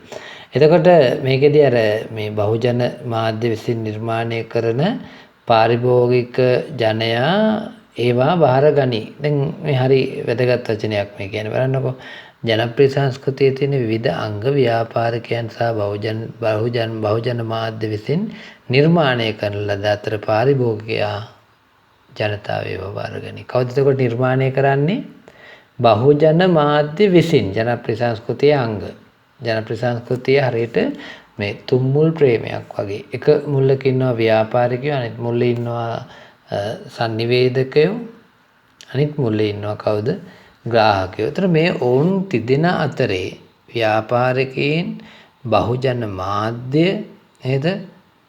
සහ පාරිභෝගික ජනයා. මේ තුන් කට්ටු නේද? මේ තුන් කට්ටුව එකට එකතු වුණොත් තමයි අපිට ඕනෑම මේ ජනප්‍රිය සංස්කෘතියක් ගොඩනැගිලා කියලා කියන්න පුළුවන්. දැන් ඔබට හිතෙන්න පුළුවන් ව්‍යාපාරිකයෙක් උදව් නැතුව ජනප්‍රිය සංස්කෘතිය ගොඩනගෙන්න පුළුවන්ද කියලා? අනේ නැහැ. එයි සාමාන්‍ය මාධ්‍ය සංදේශයක් ඒ තරම් ජනතාවට ලං කරන්නේ නැහැ. ওই පුද්ගලික නාලිකා යම් කිසි ප්‍රවර්ධන වැඩසටහනකදී හැර. ඒ නිසා බලන්නකො අංග මොනවද තියෙන්නේ කියලා. ආහාර පාන ජනප්‍රිය සංස්කෘතිය අපි කන බොන දේවල් නේද? සොසේජස් අරවද මේවද පීසා හත්දනේ රුපියල් 500,000 දීලා අපි මේ පොටේටෝ චිප් ගෙනත් කනවා. අපේ අල ටික පිටරට යවලා නూరుෙලි. එතකොට නිකම් බොරුවට අපි ලොකු වියදමක් දරනවා. එතකොට ආහාර පාන සඳහා ඒක ජනප්‍රිය සංස්කෘතියේ ලක්ෂණය. ඇඳුම් පැළඳුම් ලෝකේ ඉතා වේගෙන් ජනප්‍රිය වෙන දවසින් දවස අලුතින් එකතු වෙන ක්‍රමයක් ඇඳුම් පැළඳුම්. ඊළඟට විලාසිතා සංගීත යාන වාහන නේද? ඒව ඔක්කොම ජනප්‍රිය සංස්කෘතිය අංගයි. යාන වාහන කියන්නේ අද තියෙනවා හෙට එන්නේ නැහැ. ඒ නිසා ඒවා අතරින් යම් ජනප්‍රිය සංස්කෘතික ලක්ෂණ තියෙනවා. ඊළඟට විලාසිතා සංගීත වැඩසටහන් සැප වාහන කියලා අපි කියනවා යාන වාහන. ඊළඟට ගෘහ භාණ්ඩ, ගෙවල් වල තියෙන ගෘහ භාණ්ඩත් සාම්ප්‍රදායික ඒවා නෙවෙයි ජනප්‍රිය සංස්කෘතිය වගන්නේ. අධ්‍යාපනයත් අපි දැන් ඉගෙන කරන්නේ ජනප්‍රිය සංස්කෘතිය විදිහට. දැන් අපි මේ අන්තර්ජාලය හරහා ඉගෙන ගන්න නේද? ඒකත් ඇත්තටම ජනප්‍රිය සංස්කෘතියේ ලක්ෂණයක්. ඊළඟට නිවාස අපි ගෙදර පදිංචිලා ඉන්නේ ගෙදර හැමෝගෙම එක වගේ නැහැ. ඊළඟට අදහස් එකිනෙකාගේ අදහස් අලුත් නිර්මාණාත්මකයි නිර්මාණශීලී. ඊළඟට ටෙලිනාට්‍ය සහ දේශපාලනය. ටෙලිනාට්‍ය කියලා කියන්නේ ජනප්‍රිය සංස්කෘතියේ අංගයක්. ඊළඟට ජනප්‍රිය සංස්කෘතිය මාධ්‍ය ඇතුලේ පාවිච්චි කරන තව එකක් තමයි මොකද්ද? දේශපාලනය. ඒ නිසා ඊළඟට අපේ ජනප්‍රිය සංස්කෘතියේ ක්‍රියාකාරීත්වය සහ පාර්ශවකරු කියන කාරණේ අඳුන ගන්න ඕනේ. මේකෙදි ඇත්තටම මේ පාර්ශවකරුවන් අතර තියෙන්නේ අන්‍යෝන්‍ය බැඳීමක්. ජනප්‍රිය සංස්කෘතිය සහ පාර්ශවකරුවන් අතර තියෙන්නේ එකිනෙකා අතර මේ වෙන් නොවන කියන්නේ ඔවුන් අතර තියෙන්නේ එකෙකු මත එකෙකු යැපෙන ආකාරයේ බැඳීමක්. උදාහරණයක් විදිහට මෙහි ප්‍රධාන පාර්ශවයන් තුනක් ඉන්නවා. එකක් ව්‍යාපාරික පාර්ශවය, අනිත් පාර්ශවය ජනමාධ්‍ය පාර්ශවය නැත්නම් මාධ්‍ය පාර්ශවය, අනිත් එක පාරිභෝගික පාර්ශවය කියන්නේ අපි ග්‍රාහකයන්. එතකොට දැන් මේකෙදී අර ලස්සන ක්‍රියාවලියක් සිද්ධ වෙන්නේ තමන් නිෂ්පාදනය කරන භාණ්ඩය නැත්නම් සේවාව වෙන්න පුළුවන්. දැන් සේවාව කියලා කියන්නේ රක්ෂණ සමාගමක් නම් ඔවුන් නිෂ්පාදනය කරන සේවාවක්. එතකොට ඒ සේවාව අලෙවි කරගන්න ඕනි මිනිස්සුන්ට. එතකොට සබන් හදන කෙනෙක් නම් බීම වර්ගයක් හදන කෙනෙක් නම් ඒ නිෂ්පාදනය කරන නිෂ්පාදකයාට ඕන කරනවා තමන්ගේ භාණ්ඩය අලෙවි කරගන්න පාරිභෝගිකයන්ට. එතකොට ඔවුන් පාරිභෝගිකයන්ට මේක අලෙවි කරන්න ඔවුන්ට මාධ්‍යයක් මේ ඔවුන්ට වෙළඳපළක් නැති වෙනකොට කියන්නේ මේ භාණ්ඩය අලෙවි කරන්න වෙළඳපළක් ඕනනේ. අර බඩු ගන්න විකුණන්න ඒ වෙළඳපළකට දෙන්න එන්න ඕනේ ව්‍යාපාරිකයා සහ පාරිභෝගිකයා. එතකොට ඒ දෙන්නට හමු වෙන්න වෙළඳපළක් නැති වෙනකොට තමයි ඒකට අතරමැදියෙක් විදිහට මාධ්‍ය පාවිච්චි කරන්නේ. එතකොට මාධ්‍ය කරන්නේ අර ව්‍යාපාරිකයාට භාණ්ඩ අලෙවි කරන්න, සේවා අලෙවි කරන්න අවශ්‍ය කරන වෙළඳපළ හදලා දෙනවා. මේ ජනප්‍රිය සංස්කෘතියේදී සිදු වෙන්නේ ඒක. එතකොට අලුත් භාණ්ඩ හඳුන්වා දෙනවා. ඒ භාණ්ඩය මෙන්න මෙහිමයි. දැන් චැම්පියන් සබන් කියලා පහුගිය දවස්වල අර ලෝෂන් කියන මේ කාය වර්ධන ශිල්පිය අරගෙන වෙනම වෙළඳපළක් හැදුවා. නේද? ඒ සබන් ආයතනයේට වෙළඳපළක් හදලා දුන්න ගුවන්විදුලිය විසින්, රූපවාහිනිය විසින්. ඊළඟට බීම වර්ග වලට මේ ඇන්ලීන් වලට වෙනම වෙළඳපළක් රූපවාහිනිය විසින් හදලා දෙනවා. ව්‍යාපාරිකයෙක්ට හදලා දෙනවා. ඊළඟට මේ මොකද්ද කාය වර්ධන උපකරණ එක්සර්සයිස් මැෂින් ඒ සම්බන්ධ වෙනම වෙළඳපළක් හදලා දෙනවා. දැන් එතකොට එහෙම වෙළඳපළක් හදන්න මිනිස්සු මේවට කැමති වෙන්න ඕන නිසා මේවා ආකර්ෂණය වෙන්න ඕනේ. ඒ සඳහා රූපවාහිනී වැඩසටහන් වෙළඳ දැන්වීම් සහ ඒ සාකච්ඡා වගේ දේවල් පාවිච්චි කරලා ජනතාව තුළ ඒ භාණ්ඩය නැත්නම් සේවාව පිළිබඳව යම්කිසි ආකාරයක මේ කැමැත්තක් ඇති කරනවා. දැන් ඔය දූදරුව නාට්‍යයෙන් නාලන් මෙන්ඩිස් කළෙත් ඒකයි. රක්ෂණ සමාගම් වලට, ඒ කියන්නේ සෙලින්කෝල රක්ෂණ සමාගමට මේ Tamanගේ රක්ෂණ ටික විකුණ ගන්න ඔවුන් ඇති කරලා දුන්නා ඍණ මානසිකත්වයක්. ඍණ මානසිකත්වයක්. ඒ කියන්නේ ජනතාව තුළ ඍණ තත්වයක් ඇති කරගත්තා. ඍණ මානසිකත්වයක් ඇති කරලා. එතකොට මේ ජනතාවට රක්ෂණ ගන්න හිතෙන්නේ මේ ඍණ මානසිකත්වයක් තිබුණොත්නේ. ඒ නිසා ඒකෙදී ව්‍යාපාරිකයන් ඇත්තටම කරන්නේ අර මාධ්‍ය පාවිච්චි කරලා මාධ්‍යට කියලා ජනප්‍රිය සංස්කෘතිය හරහා Tamanගේ වෙළඳපොළ හදාගන්න එක. නේද? එනකොට ජනප්‍රිය සංස්කෘතිය පවත්වාගෙන යන්නේ එතකොට අපි. ඇයි අපි පවත්වාගෙන යනවා කියන්නේ? අපි එපා කිව්වොත් ජනප්‍රිය සංස්කෘතිය පවතින්නේ නැහැ. දැන් අපි එපා කියනවනේ ජනප්‍රිය සංස්කෘතිය ආයතනින් එහාට යන්නෙත් නැහැ. උදාහරණයක් විදිහට ඔය බීම වර්ගයක්, කෑම වර්ගයක් වුණා හරි අපි බලන්නේ නැත්තම් ඒ ජනප්‍රිය සංස්කෘතිය පවතින්නේ නැහැ. ඔය රියැලිටි වැඩසටහන උනත් අපි බලාගෙන හිටියේ නැත්තම් අපි නොබලනවා නම් ඒක එතනින් එහාට ගෙනියන්න බෑ. නේද? එතකොට ව්‍යාපාරිකයන් සහ බහුජන මාධ්‍ය එකතු වෙලා ජනප්‍රිය සංස්කෘතියේ ප්‍රධාන කොටස්කරුවෝ විදිහට නිර්මාණය කරනවා. පාරිභෝගිකයෝ කියන කොටස අපි ඒක පවත්වාගෙන යනවා. මේකෙදී මේ ව්‍යාපාරිකයන්ට සහ බහුජන මාධ්‍යයන්ට මේ පුදුමාකාර ලාභයක් ලැබෙන්නේ. ඇයි වාසියක් ලැබෙන්නේ? මොකද හේතුව? ව්‍යාපාරිකයන්ට තමන්ගේ භාණ්ඩ ටික, සේවා ටික අලෙවි කරගන්න පුළුවන්. ඒකෙන් ලාභයක් ලැබෙනවා. රූපවාහිනියට, ගුවන්විදුලියට සහ පුවත්පතට තමන්ගේ ගුවන් කාලය ඉඩකඩ විකුණලා ඒ සඳහා මේ අදාළ මේ ලාභයක් නැත්නම් වාසියක් ඕන් ලබනවා. එතකොට මේ ජනප්‍රිය සංස්කෘතියේ ඇත්තටම වාසි නොලබන්නේ අපි විතරයි. අපිට ලැබෙන දේ තමයි අර ඒගොල්ලන්ගේ රැවටීමට අහු වෙන එකනේ. ජනප්‍රිය සංස්කෘතිය එකම විදිහට පවතින්නේ නැහැ. ඒක කලින් කලට ඒ ව්‍යාපාරිකයාගේ අවශ්‍යතාවය අනුව වෙනස් වෙනවා. දැන් බීම වර්ගයක ව්‍යාපාරිකයෙක්ගේ අවශ්‍යතාවයක් නෙමෙයි. බීම වර්ගයට අනුව තමයි සංස්කෘතිය ගොඩනැගෙන්නේ. ඇඳුම් වල ව්‍යාපාරිකයෙකුට ඕන නම් ඒ ඔහුට ඕන විදිහට තමයි මේ ජනප්‍රිය සංස්කෘතිය ගොඩනැගෙන්නේ. නිසා ජනප්‍රිය සංස්කෘතිය එක් ව්‍යාපාරිකයෙකුගේ අවශ්‍යතා මත තමයි ගොඩනැගෙන්නේ. මේක වෙනස් වෙන මොහොත අපිට කියන්න බෑ. මේ දැන් අලුත් දේවල් එකතු වෙනවා. මේ දැන් බලාගෙන ඉදිද්දී අලුත් දේවල් එකතු කරනවා මේ ජනප්‍රිය සංස්කෘතියට. මේ දැන් ඉද්දී අලුත් කෑම වර්ගයක්. මේ දැන් ඉද්දී අලුත් බීම වර්ගයක්. නේද? දැන් ඇමරිකාව ලෝකය ආක්‍රමණය කරන්න පාවිච්චි කළෙත් ඕකමයි. ඔවුන් මේ තිරංගු පිටිය ආශ්‍රිතව ජනප්‍රිය සංස්කෘතියක් ගොඩනගලා කෙටි කෑම නැත්නම් ෂෝට් ටීට්ස් කියලා අපි කියන්නේ.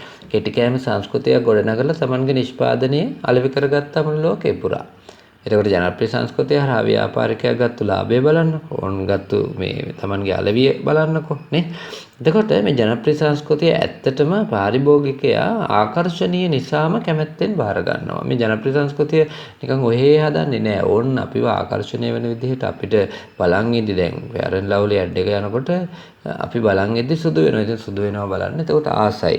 නේ කාන්තාවන් ආසයි. මොකද කරන්නේ? ඉතින් ඕන් එක ගන්නවා. එතකොට මේක ඉතා ආකර්ෂණීයයි. නේ ආකර්ෂණීය නිසා අපි ඒක ඉතා කැමැත්තෙන් බාර ගන්න සූදානම් වෙලා ඉන්නවා. විශේෂයෙන්ම මේකෙදි ළමයි කාන්තාවන් සහ තරුණ පිරිස් තමයි වැඩිපුරම සංස්කෘතියේ උපරිම ලෙස භුක්ති විඳින්නේ. කියන්නේ ළමයි ඔවුන්ගේ නොදැනුවත්කම නිසා මේ ඔවුන් මේ ජනප්‍රිය සංස්කෘතියේ භුක්ති විඳිනවා. ඔවුන් අත්හදා බලන්න කැමති, අලුත් දේවල් වලට කැමති, ආකර්ෂණීය දේවල් වලට කැමති. ඊට කාන්තාවනුත් එහෙමයි ආකර්ෂණීය දේවල් වලට කැමති. ඔවුන් සාමාන්‍ය සුන්දරත්වයට ඉතා ප්‍රිය කරන පිරිසක්. ඒ නිසා මේ මාධ්‍ය ජනප්‍රිය සංස්කෘතිය තුළ තියෙන සුන්දරත්වය ඔවුන් ඉතා හොඳින් විඳිනවා.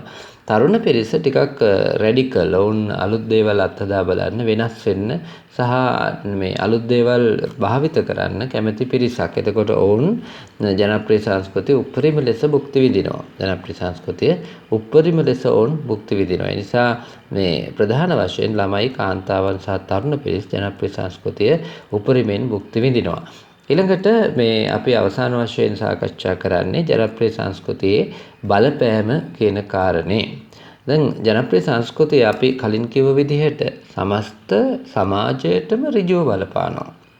අපි කියවනේ තරුණයන්, කාන්තාවන් සහ ළමයින් තමයි වැඩිපුරම මෙහි බලපෑමට ලක් වෙන්නේ කියලා. එතකොට නමුත් සමස්ත සමාජයටම, සමාජයේ ඇසිරීම වලට මේ ජනප්‍රිය සංස්කෘතිය ඍජුව බලපානවා. අන්තිමට අපි සම්පූර්ණයෙන් වෙනස් කරනවා. නේද?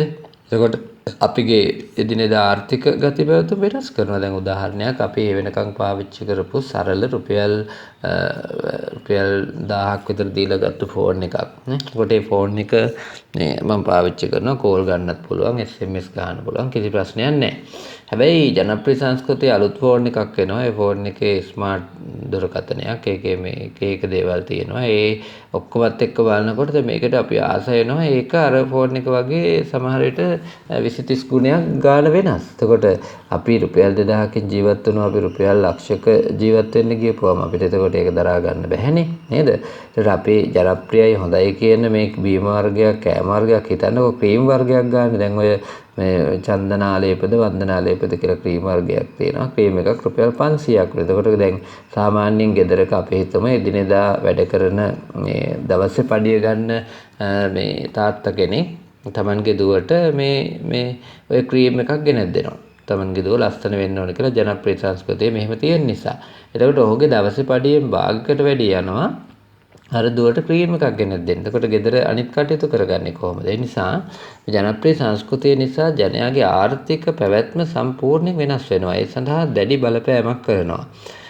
සාමාන්‍යයෙන් අපි කියන්නේ අපගේ අර මූලික අවශ්‍යතා යටපත් කරනවා. ආහාර, ආරක්ෂාව සහ ලිංගික අපේක්ෂාව කියන මූලික අපේක්ෂා යට කරලා හිස් අපේක්ෂාවන්, ඒ කියන්නේ වැඩකට නැති දැන් ඇඳුම් පැළඳුම් වගේ ඇඳුම් පැළඳුම් වලට අපි එච්චර වියදම් කරන්න ඕනේ නැහැ. එතකොට ඇඳුම් පැළඳුම් කියන්නේ ජනප්‍රිය සංස්කෘතියේ ලක්ෂණයක්. අපි කන්නේ බොන්නේ නැතුව ඇඳුම් පැළඳුම් ගන්නවා සමහරු. කන්නේ බොන්නේ නැතුව ට්‍රිප් යනවා සමහරු. එතකොට කන්නේ බොන්නේ කන බොඩේ එක ප්‍රධාන අපේක්ෂාව. ඒක පල්ලෙහාට දාලා ඉන් එහාට වෙනත් අපේක්ෂාවන් වෙනුවෙන් කටයුතු කරන. එතකොට ජනප්‍රිය සංස්කෘතිය අර ප්‍රමුඛ අපේක්ෂාවන් පහළට දාලා වෙනත් පුහු බොරු අපේ හිස් අපේක්ෂාවන් ඉහළට අරගෙන තියෙනවා. ඒකත් එක්තරා විදිහක ප්‍රබල බලපෑමක්. ඊළඟට ව්‍යාපාරිකයින්ගේ ව්‍යාපාර කටයුතු නම් ඉතාම ඉහළට ඇවිත් තියෙනවා. ඔවුන්ගේ ආදායම වැඩි වෙලා තියෙනවා. ඊළඟට බහුජන මාධ්‍යවලත් ඔවුන්ගේ ගුවන් කාලය සහ අවකාශය විකුණලා, ඉඩකඩ විකුණලා ඔවුන් ලොකු ආදායමක්, ලොකු ලාභයක් මේ ජනප්‍රිය සංස්කෘතිය හරහා ගන්නවා. ඒ වගේම මාධ්‍ය තුල ඉන්න නිර්මාණකරුවෝ ඉන්නවා. වෙළඳැන්වීම් නිර්මාණකරුවෝ, අධ්‍යක්ෂවරු, ඊළඟට සංගීත නිර්මාණකරුවෝ, නළු නිලියෝ, ඒ හැමෝගෙම ආදායම පැවැත්ම ඉතා ඉහළ තත්වයකට එනවා. කාගේද? ඒ ජනප්‍රිය සංස්කෘතිය නිර්මාණය කරන මාධ්‍ය සහ ඊට උදව් කරන ව්‍යාපාරිකයින් කියන අයගේ සමාජ තත්ත්වය ඉහළට එනවා. මොකද ඔවුන්ගේ ආගම, ඔවුන්ගේ ආදායම ඉතා ඉහළට එන නිසා. නමුත් මේ අර පාරිභෝගිකයින් වෙච්ච අපේක්ෂාවෙන් තමයි අපේ ඔවුන්ට ඒ අවශ්‍ය කරන මුදල් යන්නේ. එතකොට පාරිභෝගික ජනතාව අපි Tamanට නොගැලපෙන අපිට මේ වටින්නේ නැති අපිට වියදම් කරගන්න බැරි පාරිභෝගික රටාවකට හුරු වෙලා අන්තිමේදී ආර්ථික සමාජීය සහ මානුෂීය වශයෙන් පවා ලොකු අවුලකට අපිපත් වෙනවා නේද?